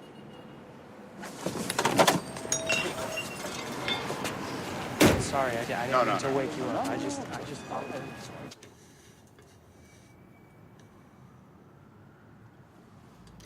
This suspect is not your Zodiac. This sample matches the canceled checks in the application. Mm-hmm. Perfectly. So we've just retested the left hand. I mean, we know he's ambidextrous. In 38 years, I've never seen anyone that ambidextrous. Both hands would have commonalities. I'm sorry. Just not gonna work.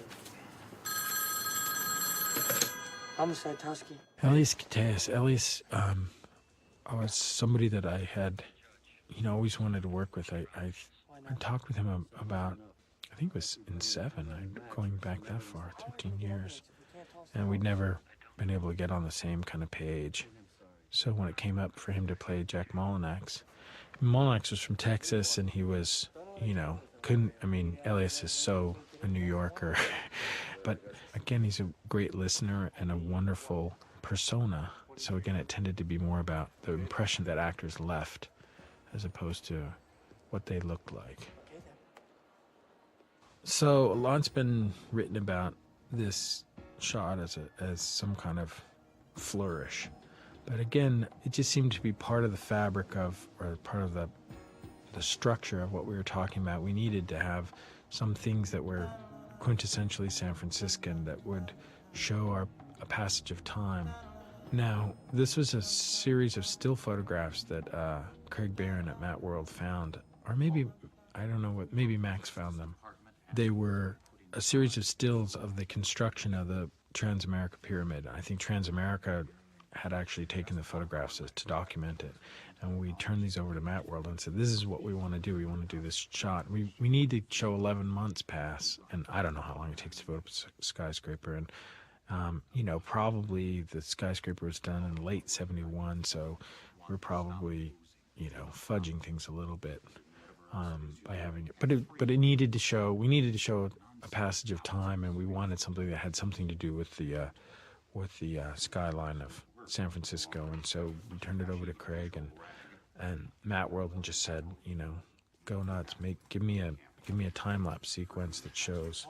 Now there's all kinds of things that are, the sun moving across it is really the sun moving across it in one day. But the interesting thing, and there's probably no way that panels siding would pop on in the middle of the night, because chances are they're not working through the night operating heavy machinery. But in any case, the notion was one of, it wasn't meant to be, let's have a directorial flourish here. It was like, how do we tell the story of the passage of time? And originally there was a whole montage, an audio montage that happened under it, where you had guys talking about Rick Marshall and guys talking about, some of the other, you heard phone conversations, and you had Mel Nicolai and Ken Narlow, and in the end it just was too difficult for test audiences to kind of follow it, and they just needed a reprieve. So we ended up cutting all the dialogue out of it and just showing the thing and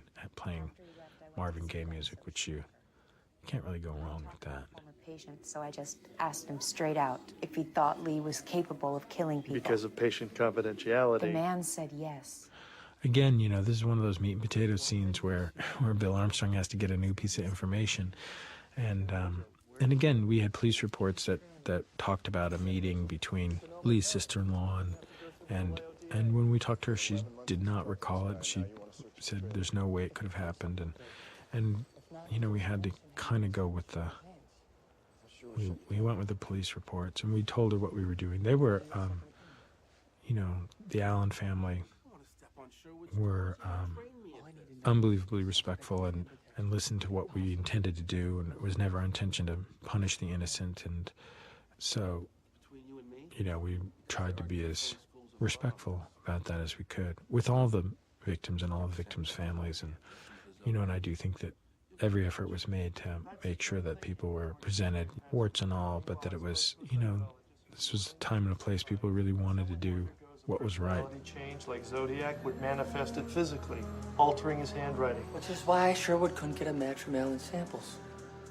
We got Terry passed. I don't think that any of this, whether it's a misconception that Lee Allen was Zodiac, I don't think it was, there was I never got the sense there was anything malicious on the part of Don Chaney.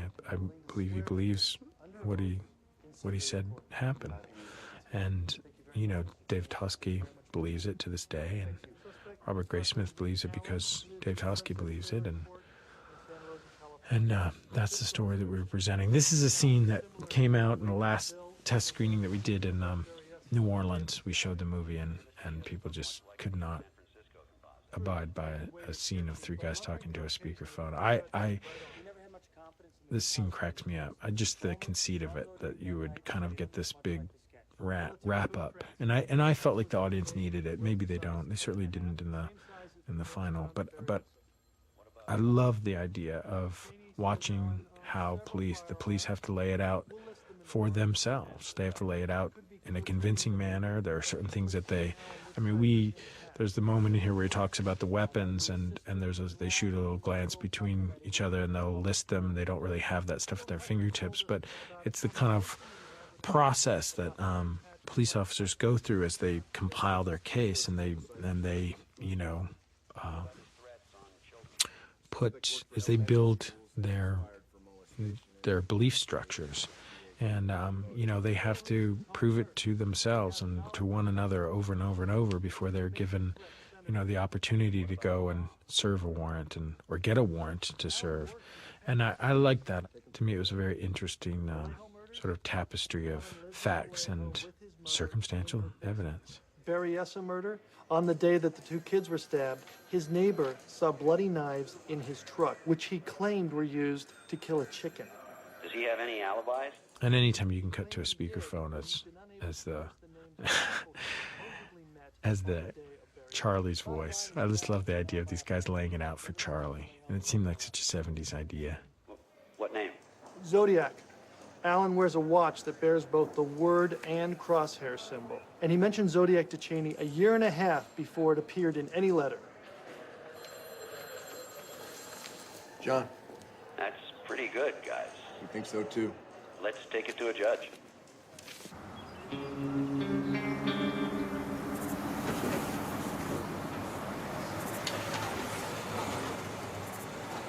This is a trailer park in Burbank that had been shot for Bad News Bears, and I've been shot many times as a trailer park, but we brought in this pink trailer that most looked like Lee Allen's trailer in Santa Rosa, and we ended up thought we were going to do matte paintings to take out the gravel pit that's in the background. Oh. And again, we don't have photographs of this.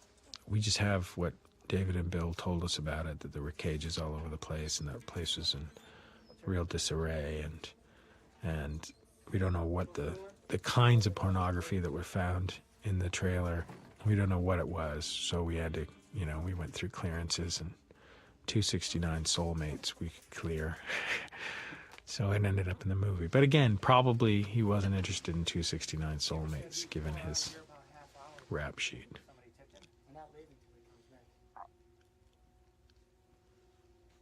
And again, this is a great example, to my way of thinking, of watching how actors can, it's like they say in basketball, it's moving without the ball. It's so nice when you see guys just going through a process, even though they know that they're not the object of fascination. They're just sort of the vessels by which the story is going to be told. And it's a very, it's a lost art. A lot of acting in this day and age is about making faces and feeling pain, and these guys they're so good at navigating through an experience and making it real for non-participants. We found in the cab. Well, he's got the same size shoes and gloves as Z. Probably just a coincidence. Again, all the stuff that they're talking about that's found in here is including the gloves, size 7 gloves. All that stuff's in the police reports, and all that stuff is stuff that, of course, solidified it in the minds of Bill and Dave. And I don't see anything particularly ironic about him driving up in a Carmen Ghia. A lot's been made about that, but he had a Carmen Ghia. He actually had a cream-colored Carmen Ghia, but we couldn't find a cream-colored Carmen Ghia. And it's a problem with the high definition with Vipers. shooting white in sunlight. I remember being in my parents' Audi 100 LS, driving away when we moved from Marin County in '76. Suitcases and everything, boxes packed in this car. And as we drove, I remember looking back on what was probably just south of Vallejo. I remember thinking to myself, I wonder, did they ever catch Zodiac? It was like one of these things as I was asking myself as we moved away, as I looked back on, my childhood in an odd way. It was like there was that thing that, did that ever get, and nobody really had an answer. So when I read the script, there was an answer to why there was no answer. It was kind of a cathartic thing. The Dirty Harry scene was, in my conversations with David Toschi and with Robert Graysmith, they were a little amused by the way that Hollywood had depicted the Zodiac case. They were sort of tickled by it. I guess I didn't see Dirty Harry until I was probably 12. I didn't see it till its re-release. But I remember, because Zodiac was such a kind of a personal thing, it seemed to me it was, this person had kind of crept into our collective unconscious and fucked with us for so many years, that when I saw Zodiac as plot device in a movie, I was a little bit appalled. And I talked to Dave about this, and he said, well, he was a little sickened by how easy it was all concluded in the movies, and kind of resented the fact that, people were saying to him, hey, Clint Eastwood sure did a great job with your case. And so we wanted to depict that in the theater, in this theater sequence. And the quote, hey, pal, they already making movies about it, was something that Toschi said to us, that he really felt at the end of watching it that they were ostensibly done, or that the public no longer felt a need for closure. And in some weird way, that the ending of Dirty Harry had in some way superseded the need for closure in the actual Zodiac investigation. And I thought that was an interesting thing to kind of talk about and use that as the fulcrum for the first half of the movie and the second half of the movie, that Dirty Harry could, in a way, be the moment in time where the audience experiences a little bit of the despair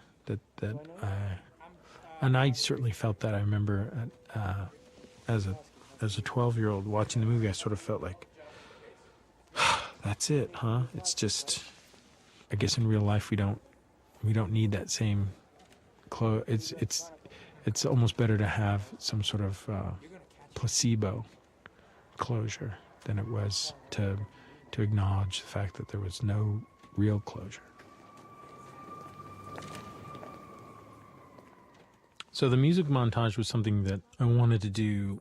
I mean, we'd done the Transamerica Building, and we'd shown Passage of Time in different ways, but I wanted to have a real mass culture reference in transporting us forward 4 years. And so the idea was to do this montage purely of audio, of different songs, and to finally take the movie from mono to stereo, since, 6-track stereo only really kind of came on the scene with Star Wars. So we were moving forward to 1976, 1977, and so what I wanted to do was sort of open up the surrounds and kind of stretch the audience forward and, let them know the movie is not over. In fact, this is, in some ways, the midpoint, which I'm sure elicited groans from test audiences. But I felt it was important, and I liked it as a way of telling the story. That's the fabulous Andy Walker, whose character, again, as an extra, he won't work unless he has an idea, a very specific idea of who his character is. So he was playing a reporter who was breaking Watergate. He was on the phone, and if you walked past him while we were shooting, he was on the phone constantly saying, well, I think there's something to this whole Watergate thing. So that's what's going on in the background with Andy's character. Don Burt, who did the production design, is wonderfully talented and extremely good production designer. Felt very strongly that we needed to show the passage of time in the Chronicle offices, and so and he came up with this beautiful kind of color scheme notion that we would go. It's right after the Montreal Olympics, and there's primary colors, and it was a very kind of primary time. And so we go from the drab kind of gray metal office furniture to the blue IBM Selectrics and the terracotta colored walls and green. So it becomes this, and we also add the drop ceiling. The light fixtures themselves change. It moves out of the 60s and into the 70s. This was a scene that I loved shooting. I really dreaded it. Initially, I thought, "Oh my God, it's going to be so mawkish. I don't know how to help these guys other than to say, whatever you do, don't make it mawkish. Make sure that." I mean, I didn't know what to expect. And we went to rehearse the scene. We parked this car and turned on a couple of really simple work lights just to watch.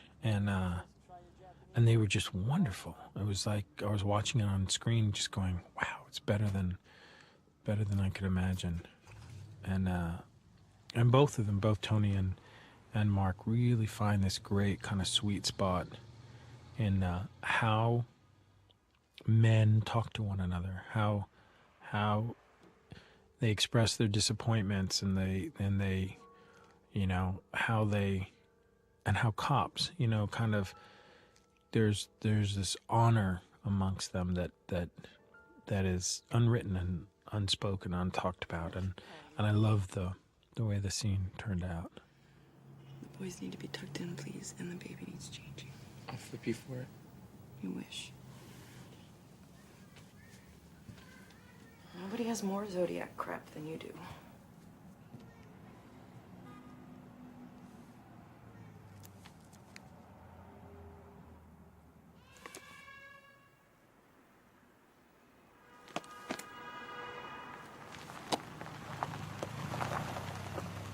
There's a part of Sausalito that you drive past on 101, coming from the Golden Gate Bridge, and I don't know where Paul Avery lived on his houseboat, but I always saw it as this place. And we found a houseboat that had shingles because we had a footage of Paul talking on the back porch of his houseboat, and it was shingled. So we were just looking for something with shingles in it, and Don Burt built. This is actually shot on a stage. Just the shot where they walk up to where Jake walks up to the houseboat is shot in Sausalito, and the rest of it is shot on a soundstage. But I love the idea of him. Again, the conceit of the scene is that he's going to try to rekindle the interest in Zodiac of the person he considers to be the foremost expert and his hero. And he sees Avery, and Avery is fairly ruined. And we shot the scene once, and it really didn't work. There were many, many different ideas as to why it didn't work, but fundamentally, I think that we were just... it seemed very simple to me. I loved the notion of kind of, opening Graysmith's eyes to the fact that the world just wasn't working the way that he saw it. That even the people that he thought stood for justice and justness, that there's the professional newsman in Paul Avery, that there's the part of him that sees righteousness and goodness and all that, but there's also the part of him that is a professional. And the fact of the matter is that that's not what was happening anymore, and that there was really, don't cry over spilt ink. And this reminded me very much of the newsmen that I'd met with. They were friends of my father's. There was a part of them that was very much about people paying their dues or paying the price for what it is that they did. But then there was also, they were fairly forgiving and kind of cold about things when they took too long. It just, at a certain point, it wasn't news anymore. And so I thought that was, although this scene probably never took place, I know that Robert went and spoke to Paul and told him that he wanted Paul to, he was trying to kind of fire Paul up, and Paul wasn't really that interested, and it probably wasn't as callous as it's portrayed in this scene, but I liked the notion of the coming of age. And then I liked the fact that Graysmith, that we see the resolute nature of his decision when he goes home to the person he trusts the most, his wife, and she says, "Where you been?" And he says, "At the library." We really get the idea that he has not been discouraged by Avery's snide comments.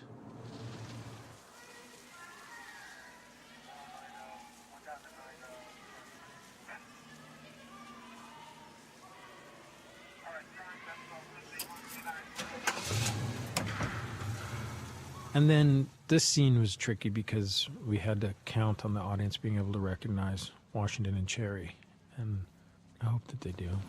Thank you.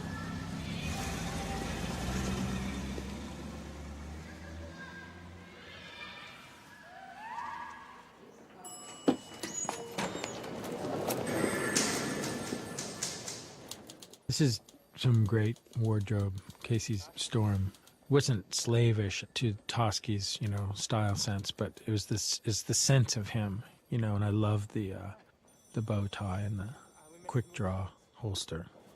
You're busted by magic. I'm Robert Graysmith. I work at the Chronicle. I was wondering if I could buy you lunch. Sure. So you're a friend of Paul Avery's?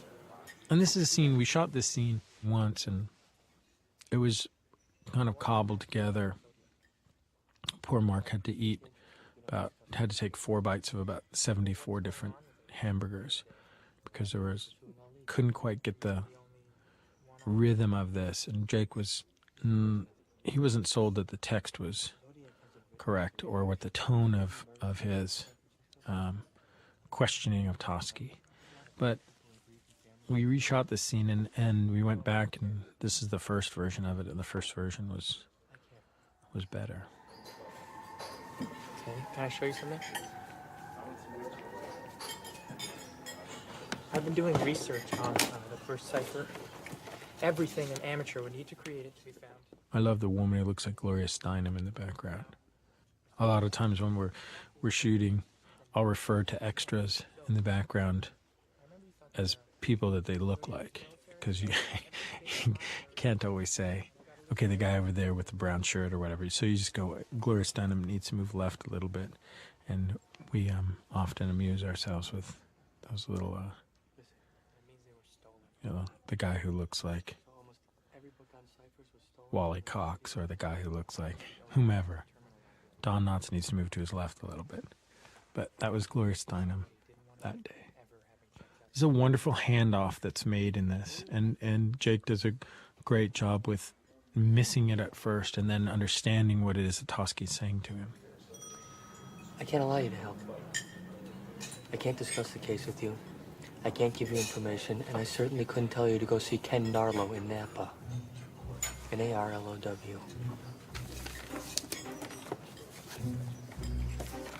This is a matte shot that was added at the last minute. It was based on the poster that Paramount came up with. And Matt World did the final artwork for the poster, and we were looking for a shot that kind of kicked off Graysmith's going north. He's going to finally go north and sit down with Ken Narlow and insinuate himself into it or show his enthusiasm. And so we did that shot. It was all CG. Donald Logue I worked with Donald for the first time in 1986 or 87 or something like that. We did some Budweiser commercials, and he was fantastic even then. And I actually, the cab driver that he did for MTV, I never even recognized that it was him. But time to time, we'd run into each other at things, and I always remembered him because he was so kind of funny in these Budweiser commercials that I'd done. And when the opportunity to cast Ken Narlow, I was trying to think, who can we get? And so we asked Ken. I called him, tell him, hey, listen, we got a guy, but tell me who would you want to see play you? And he said, well, let me ask my wife. He came back and he said, George Clooney. So I was really happy that we had Donald Logue, but I think Ken Narlow really wanted to be played by George Clooney. I don't know that Jake feels this way. I know people feel I don't give Jake enough credit. I will tell you right now that he wrote the funniest line in the entire movie. And he came in and he said, I want to try another take of this where Alias lets me in. And when he says, you don't smoke, do you? I'm going to say to him, just watch what I'm going to do. And he walked in and Alias said, you don't smoke, do you? And he said, once in high school. And I almost fell out of my chair. It was because it's such a perfect epitomizing of who this guy is, that when he talks to authority figures, he immediately has to tell the truth. He's compelled to tell them, even though it's something that he's embarrassed about or he feels inside. And it's actually the funniest line in the movie, and Jake Gyllenhaal wrote that. This was about 3 days of like shooting motion control, like little. There was the motion control unit that just had this like Cooper controlled animation stand, like cell mover, and Fluffy, who's our resident visual effects genius. He brought in this thing so we could do these little pans, and he was like, oh, I'll do it. And so we set him up, and I think at the end of about 2.5 days of no sleep, shooting just, all these like tight inserts on I think it was the last time he ever volunteered to do anything. I think he was cured of that. We tried as much as possible in not in a slavish homage to American Graffiti, but I did want to have, real radio programs of the day that you heard in places. And one of them, there's at the beginning, there's the Gensler Lee Diamonds jingle was playing on the radio, and that was like something growing up in Marin. I mean, you always heard the Gensler Lee Diamonds jingle. You always heard, Matthews, Top of the Hill, Daly City. There were certain radio, Dr. Don Rose. There were certain things that you heard always whenever you were in a car, and we tried to incorporate that stuff as much as possible in the backgrounds. I love this scene. This is the deep throat scene where Jake finally goes and tells Mark what he's kind of come up with, and we put Margot, Graysmith's daughter, in the baby carriage that he's brought to this meeting, because in real life Robert brought his kids to a lot of places. I think he actually brought his children when he went into the hardware store to see Lee Allen. And we wanted to incorporate some of that stuff. When we shot this, we had shot the sequence once in San Francisco under the Bay Bridge, and it just seemed too poetic. And so we went to this place on Wilshire Boulevard, and that's basically what you see is what it is. We put in some benches, and Mark gives this wonderful performance here of this kind of, he's encouraged this guy, but he doesn't know whether he's encouraged him too much, and he certainly doesn't want to, he doesn't want to get drawn back into this thing, but he certainly wants to give him enough stuff this might be somebody that he can use, or that might be somebody who'll stick with it. And I love his tone here. Gyllenhaal showed up this night and he was ill. He had a flu, and he had about 102 temperature, and he didn't think he could go on. And he said to me, I don't think I can do this. I think we're going to have to do this some other night. And I just said to him, there is no other night. We're doing it tonight. You're going out and doing it. And I think in a weird way, it focused him, because he's so not only because he wanted to leave so bad, but also because I think there was something kind of about his feverishness that focused that performance. And he's truly great in that scene. But maybe Melvin Belli could.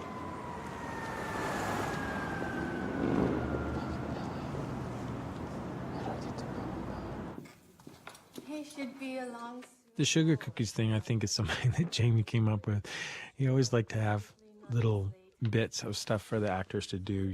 Would you like some milk? Can I get you this? And how they sort of try to derail Robert in his inquiry. And I love the idea of the woman who's dusting and the woman who's polishing silver in the background. And he's getting all the information that he actually needs from people who are totally unaware that they're being interviewed and are really, trying to sort of attend to they're embarrassed by the fact that Melvin Belli is so late. I thought that's a nice construction or nice complication for a scene. Zodiac called, wanted to talk to him. I said, he is not here. He said, I have to kill. Today is my birthday. And then he hangs up. Then the letter arrived. So the call came before the letter of December 20th. And Mr. Ballet was gone for a week? He came back on Christmas. Not a good day to work. So he left on the 18th. Is that helpful? He said it. This was our one of our days in front of City Hall in San Francisco, and you know, all the period vehicles that you see moving in the background or don't see moving in the background, and all the people with the period dress. But I love scenes like this where somebody's just in the foreground and you get this feeling that the world is, and you never show the other side of the phone conversation, you just hear it. And it's such a great and simple, this is probably the tightest or most direct homage to All the President's Men that we have, because there's that scene in the movie where Redford goes to the phone booth to talk to Deep Throat. Did take place. Let's say it really was Zodiac. Why would he volunteer the day he was born? Plus, Again, I love Zach, and he's just kind of fed up with everyone's theories and on what Zodiac is or what Zodiac's become or what Zodiac isn't. And I love the way that we needed somebody in the movie to just kind of go, hey man, we did that. We went down that road. There's a lot, maybe too much time is spent in the movie talking about the roads that they have taken. But I do like the end where he says, let me give you a little piece of advice. And you know, he's got such a wonderful manner. He's such a good communicator as an actor. This is a scene that we thought for sure would be really, really funny for people in San Francisco, but apparently the San Francisco screening, nobody laughed on the Herb Cain line. Maybe it's a joke for an older audience, but I love the notion that it's never occurred to Robert that we had a couple of things that we did in this, and I've not experienced Robert as having no sense of direction, but I like the idea of a character who's like not really sure about how far away Sacramento is. I mean, in actuality, if he went to speak with Mel Nicolai, he would have had to have driven to Sacramento and be coming back from Sacramento. So the fact that he's now going to go see Sherwood Moral and it's in Sacramento, it doesn't really make a whole lot of sense. But in any case, I like the idea of a hero who's kind of, where is that exactly? You know, you have that whole scene where he's asking where Riverside is, and she knows where Riverside is, and he doesn't. But I love the notion of what's the one thing that we know about the Zodiac? He reads the Chronicle, and the way that she says it is so great and dry.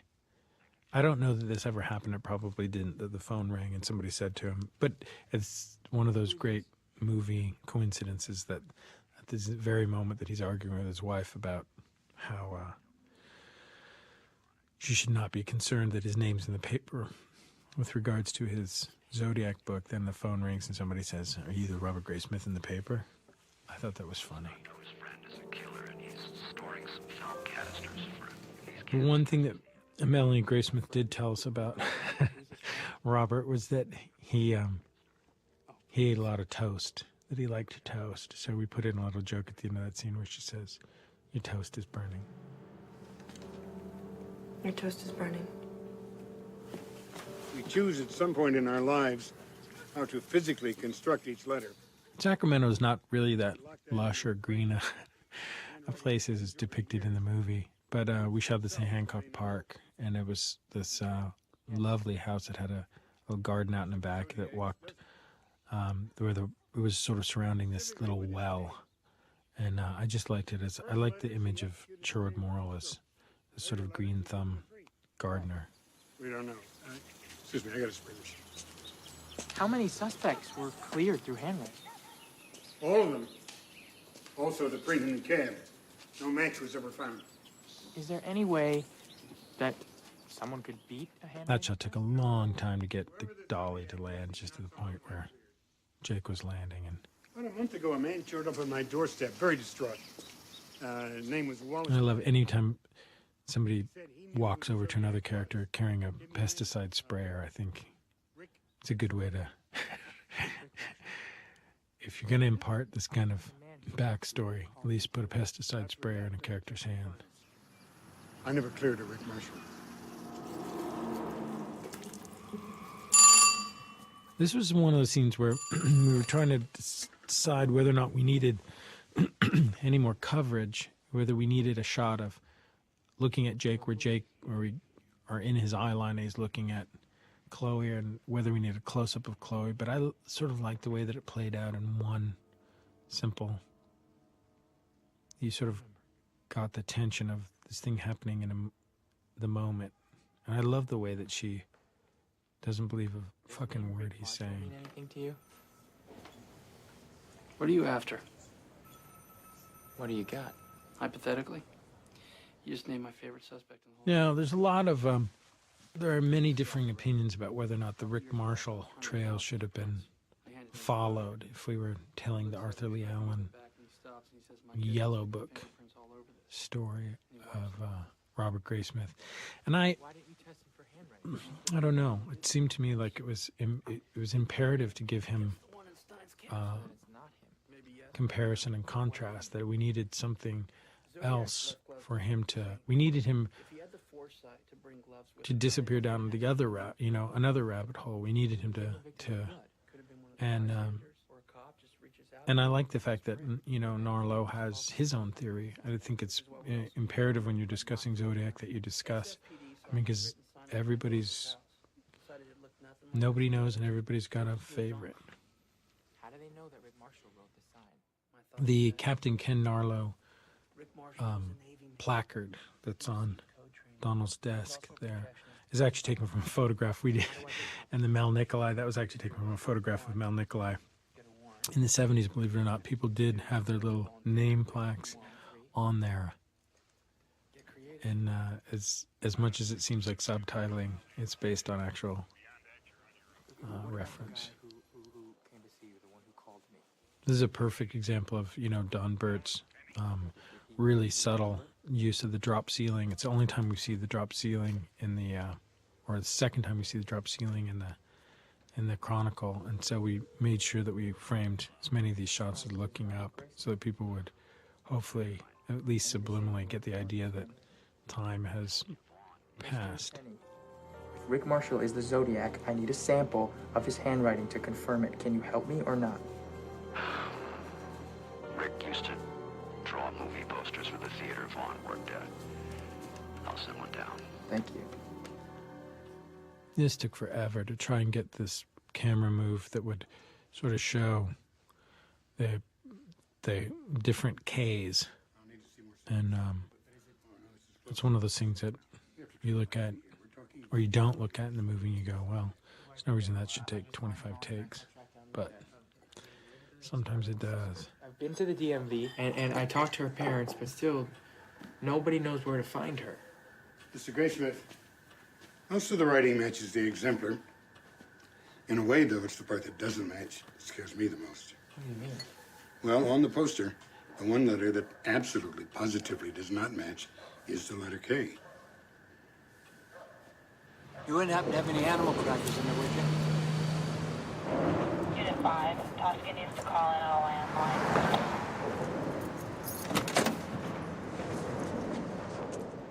This is the Transbay Terminal in San Francisco. I always loved this place. I always wanted to. We were going to shoot a scene, and I think we were going to do the blowout, the tire blowout in the game here originally, and we couldn't shoot there, but we were able to shoot there this time, and brought in the period Greyhound buses, and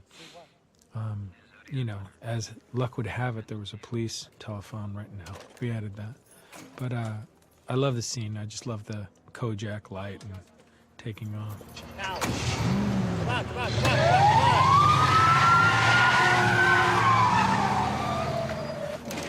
This was a scene that we added after we cut the movie together. We rewrote the letter.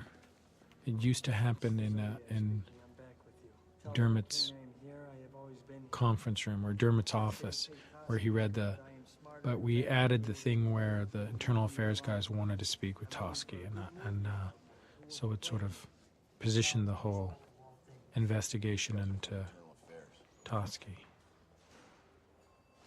It was tough. It was a very difficult kind of,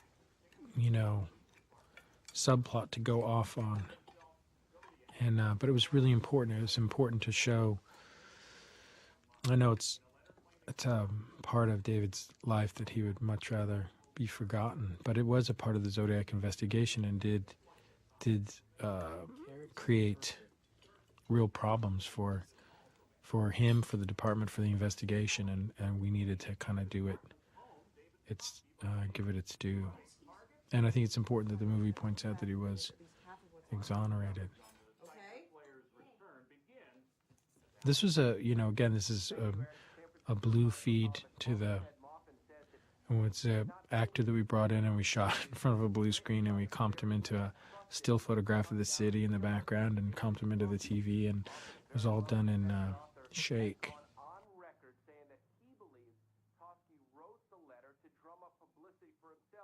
Maupin used David as a character in his column. David got a kick out of it, and so he wrote a couple. Phone acting is it's a difficult thing because you are left so much to, you for the most part probably don't have access to the actor on the other end of the line, and you're not. So it's rare that you can find people. I mean, oftentimes people are truly terrible in this, and they have to sort of be tricked into, by having them do it again and again. But Jake and Jules did a great job with making it feel real. Works at your paper. We trust.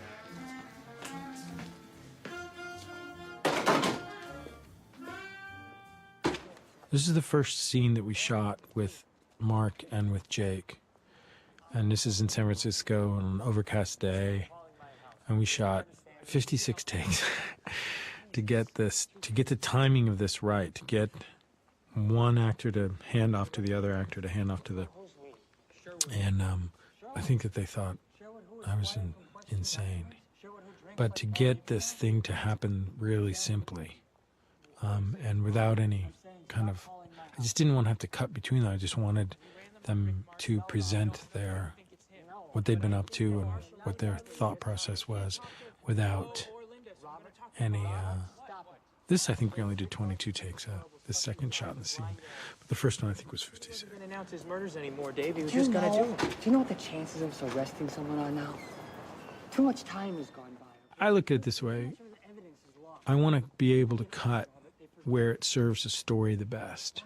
I don't want to have to cut because somebody fucks up a line or because the camera shakes, or I don't want to have to cut on things I don't want to have to cut on. I want to be able to cut a scene where I feel like, and so, and that can often be difficult because a lot of times, I think, depending on the kind of discipline that you have or the kind of discipline that you've developed, different directors work different ways. Some of them are happy to let the material dictate where it's going. And I think there are certain scenes in this movie where that was okay. There are certain scenes where they're in a coffee shop and they're chatting away, and sometimes it works in one and sometimes it works in coverage, but for the most part, it's the succinct nature of how they're delivering the information and how, because so much of it has to do with making sure that you don't lead people to the wrong conclusions or the right conclusions too early, or worse, the right conclusions too late. So it's all about that parsing out of information, and so that's a difficult thing. And I think this is the second cipher, and I concur, and I think even Robert concurs that his solution in 1979 is not the final solution to the cipher. I saw a cipher solution from Vallejo PD that looked pretty good. Max Daly, was our researcher, sent it to me, and I don't know that it's ever been... It was pretty good. It was interesting because it was time sensitive and had everything to do with... I think it had to do with this KGO, but it was interesting. I don't know that it'll ever be. Who knows? Hopefully, though, somebody will do the legwork to either incorporate it or separate the wheat from the chaff. She's in jail, isn't that great? I love this scene. I liked that it wasn't heroic, and I liked the fact that Graysmith has no insight into his own obsession. And I felt Jake really sort of showed somebody who was torn between, I get what you're saying to me, I get what you're asking of me, and I don't know how to respond. And I don't know how to tell you how important it is, except to show you that, you know, I feel trapped in wanting to know something. And I don't even know if the thing that I want to know is the thing that will finally release me from. And I thought that that was a really, I didn't want to see, you know, the age-old argument with the wife. And I thought that Chloe brought a real kind of, when she says that's not good enough, it just seemed to me like they were never going to agree on this thing. And I thought it was smart. Smart acting. I thought it was complicated. Are you done? Can I go?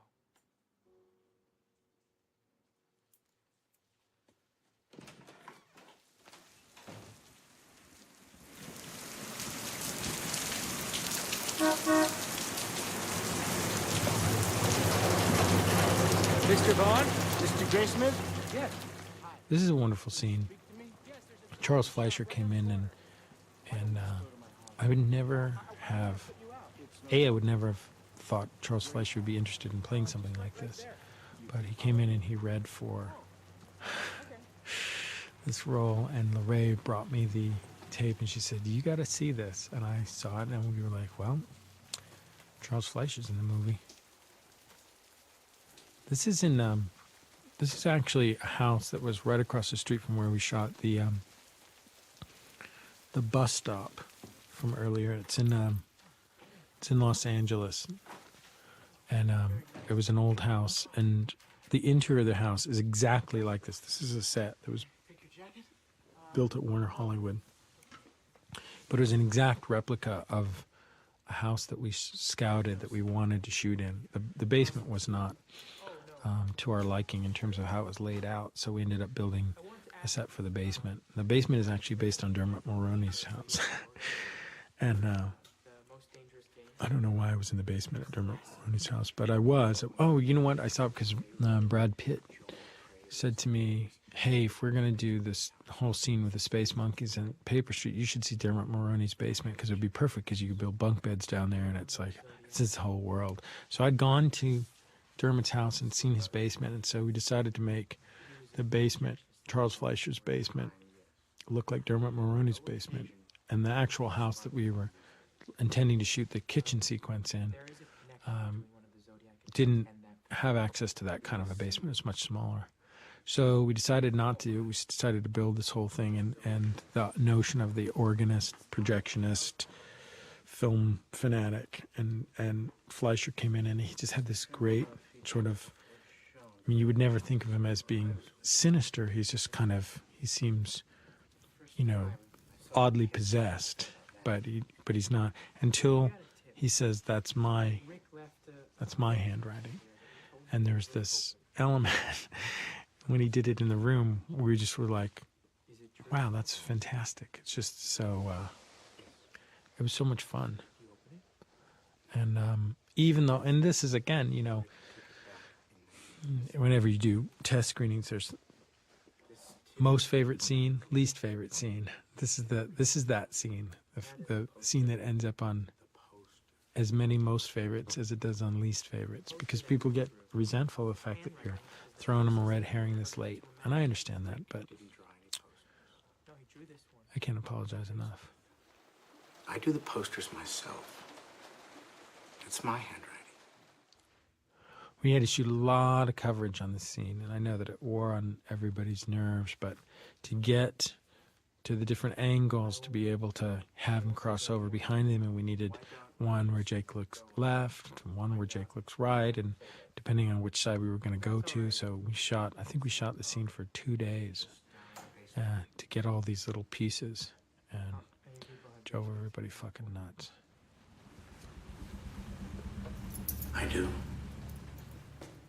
I love this. I love the idea of him feeling, because he's so polite, feeling compelled to follow somebody who may or may not be a serial killer into his own basement. And I like that as a character moment, that he just doesn't feel he can turn and run at this very moment. This is a scene, I think, that spoke really to the real benefits of shooting with the Viper. This entire scene is lit with 3 40-watt light bulbs. Film has its place. I think if you're making a movie in the jungle, you should... But I think if you're making a talkie movie, if you're making a movie about people yakking, it's like... This is actually kind of a perfect choice. Harris, it was funny, he actually said to me at one point, you know, I noticed that he didn't have his light meter out, and I said, you know, you're not... Are you, because at a certain point, you know, the camera is its light meter. You look at the picture and then you go, yeah, that's what I want, or I want that a little bit brighter. And he kind of said to me, and I don't think he intended it to be funny or ironic, but he said, you know, this is, you know, all you want me here for is for my taste. It's not really about being a photographer. And I thought, you're right. That's all I've ever wanted. I don't want you to be I want your taste.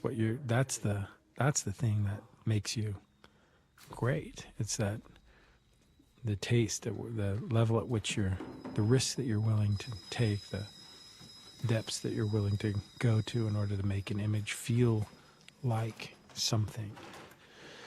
This is a fun scene. I like the mirror. We originally were going to do this whole thing with over the shoulders, and we see him, and we pulled the door out and shot over Jake's shoulder, and Charles shows up and he spins around, but it worked so well in the mirror.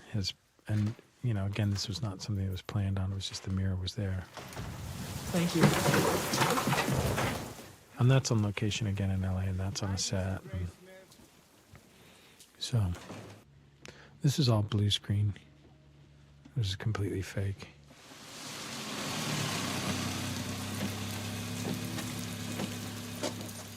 This is Harris operating on B camera. It's he really sticks that. And this where he walks out. Nice work.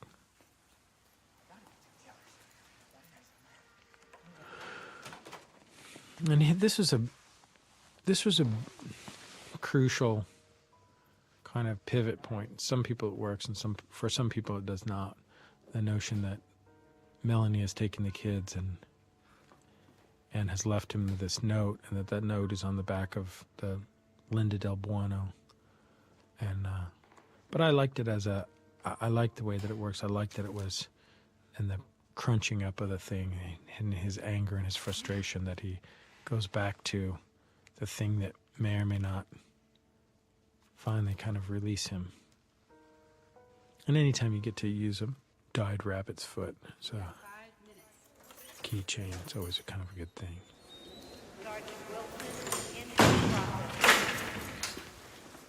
We shot the scene once with another actress, and it was a good scene. It just didn't have, he wasn't kind of possessed enough, and maybe it wasn't. I mean, again, I didn't want to do caged women in heat, but I wanted it to be I believe that this actually took place as a phone call. Graysmith's, and this is probably the most contested link in the whole, because I don't think anybody, I don't know about this painting party. I don't know what, I know that Robert really believes that that's the linchpin, and it's a tricky thing, but it does lead back to Vallejo in an interesting way, and again, we're taking dramatic license with Vallejo and making something about we have somebody in the scene with him saying that doesn't mean the same thing to me that it means to you, and there's no way being able to prove that what you're saying is true. And you know, you have Lee's brother saying was never at this party, and you have people who can't place Lee at the party. But I think we're talking about, you know, at this point, the movie is talking about his possession, his compulsion, the thing that's going to get him to the end. Are you sure? Yeah. How can you be sure? It's a long time ago. Think hard. I am thinking hard. It was Rick.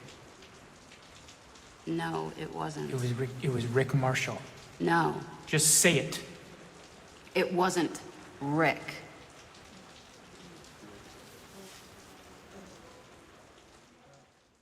And Clea Duvall is a wonderful actress. She was a lot of fun. It was Lee. Lee? Yeah, Lee. Sounds right.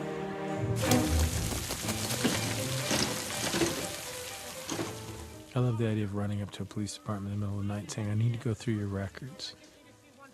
And there's, I think, great compassion here in Elias's face, the way that he wants to see this guy be done with this thing. He wants, just like he wants everyone to be done with it. And I think that really comes through. I shouldn't be talking to you. You got 5 minutes. Okay. Here. Linda states that some of Darlene's closest friends are Lee, who used to bring Darlene presents from Tijuana. So what? He knew her. Linda said Lee. This is Lee. That's just one name in a file that contains hundreds. It's nothing. Dave Toschi agrees with me. He reminds me of Francois Truffaut in Close Encounters in the scene, the way that he's like, hey, we're really sorry. We did this about 38 times.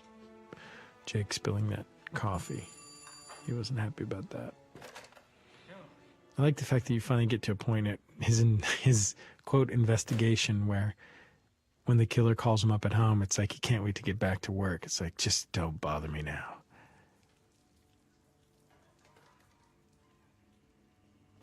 Who's there? This was a critical scene because we needed to get the driver's license in his hands, and we needed to send him back to his December 18th obsession. And I needed it to come out of this notion that there could be no reconciliation. And I wanted it to be in a kind of a mature way. I didn't want it to be in a... I don't think either of these people were particularly vindictive. And I think that, I think at some point in his... It was funny, we gave the script to Robert, and his only real note was, God, now I see why my wife divorced me, which I think is kind of appropriate. And I think, in my experience with people who have these kinds of compulsive, my father was kind of this way, and he was the kind of guy who could become obsessed with a magic trick and want to desperately figure out how it was done. And you'd see him in his bathrobe, like wandering the house, mulling over in his head, how could this be possible? How could somebody, and so it was kind of that. I didn't want Robert to not have enough sense that he can't see the effect I wanted him to be able to say, I can't have him see me like this at this moment, and for him to mean it. And I thought Jake did a beautiful job with that. And I also think that Chloe,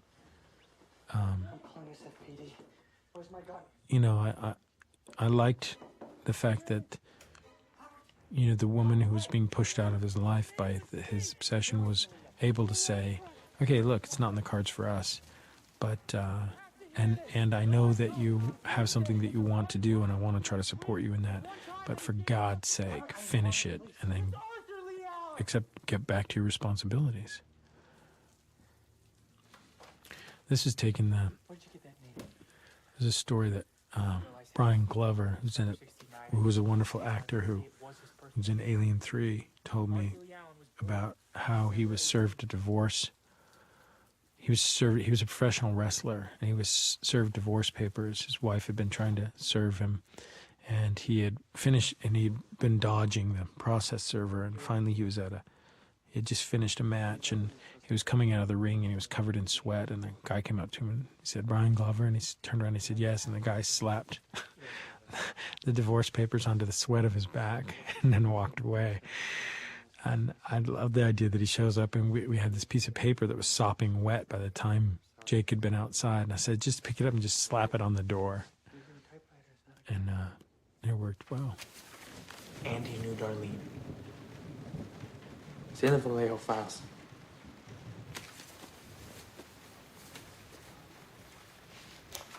Bolneck said that he was your favorite suspect, that you spent 2 years on him, and that nobody ever came close. All the evidence said no. Sherwood disqualified his handwriting. The same Sherwood that drinks like Paul Avery now. And now we get back to the dramatic crux of the film, which is for these two guys, could there be a scene where one of them, where the neophyte runs it down for the old pro? Here's what I found. Here's what I believe. What do you think? And the guy says, I've always believed that. It's not provable. It's totally circumstantial evidence. And why did you need to go through all of those things that I went through? Why couldn't you have saved yourself? And I like that idea that amongst the two of them, this is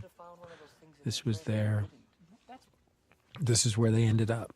They ended up back at this place where it was slightly more illuminated from another point of view, but it was the same circumstantial case, and it was going to be the same frustrating end. But that, and I think that it's nicely drawn in the way in Jake's presentation of it, that he finally feels like, if you'll just tell me, as the person I look up to, that you concur, I can move on. And that Toschi says, and that Ruffalo says, I concur. And write your book, put it out there, see what happens. Maybe it'll stick, maybe it won't. And I thought that's as much solace as they were going to get, that I thought it was a compelling end to a movie. And then, because of that book, George Bauer went to Mike Mageau at the end of the movie, or at the end of the 80s, and got an ID. Now, as we all know, 30 years hence, identifications are as suspect as they are, depending on light and faculties and inebriation and whatever other circumstances, but that in some way, that other people finally believed what Toschi and Graysmith believed. Okay. Zodiac had to have known Darlene Farron, right? Yes, because of the phone calls on the night of her murder. Because of the Vallejo file, we know that Darlene knew a man named Lee? Yes. So all coincidence aside, Robert, how can you be sure that Lee Allen is a Lee from this file? Now, Vallejo is a small town, but it's not that small. This is a nice scene. We shot the scene once and it didn't work out. There was a sense I really needed Jake to have become the expert, and I needed him to have the facts at his fingertips. And the first time we shot the scene, it just felt like he didn't have that kind of. He didn't have the knowledge of an obsessive who's pored over something. He wasn't behind it in the same way. And we went back and reshot this. His father came down the set that day that we reshot this, and I think that gave him a little added confidence. But he nailed it on this day. It was perfect. The prints, the handwriting. I'm not asking you as a cop. But I am a cop. I can't prove this. Just because you can't prove it doesn't mean it's not true.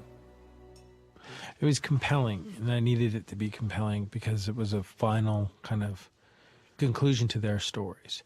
And I think that people who say there's no conclusion to the movie aren't watching the same movie necessarily. Yeah, we don't shoot Scorpio and he doesn't drop into Larkspur Landing. This was shot on a set at Warner Hollywood, or the Lot as it's now known. This is actually, that's not the Castro Theater. We kind of did a matte painting. This was shot in downtown LA, and we made it look like the Castro Theater with a matte painting. This was a scene, we reshot the scene, made it a lot longer. It was much more about Jake seeing all these different faces and people in the hardware store. And we went back to this first version of it because it was a little cleaner and a little simpler. I liked the more drawn out version, but I think it was too frustrating for audiences. They just by the way, in the reshoot, the calendar was not there. And this, I think, with the calendar, I think initially this was supposed to be. Anyway, I've been in so many hardware stores where the calendars are old that when it was brought up, there was no reason to go back and reshoot this shot because John Carroll Lynch was so good in it. And we could have gone in and digitally retouched it, but that would have made 3 or 4 people happy and been boring.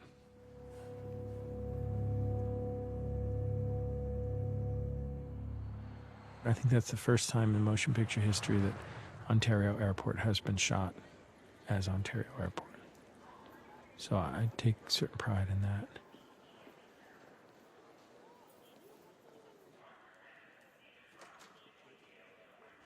We devised a new kind of indifference because of digital filmmaking techniques. We can now lay track in all of our shots and paint it out later, which we ended up doing a lot of. This guy, Jimmy Simpson, he is so fucking talented.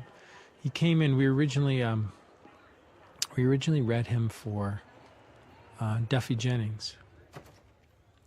Adam Goldberg ended up playing Duffy Jennings, and Adam Goldberg looks nothing like Duffy Jennings. And again, in keeping with my treaties to make sure that nobody actually looks like the person that they're supposed to be playing.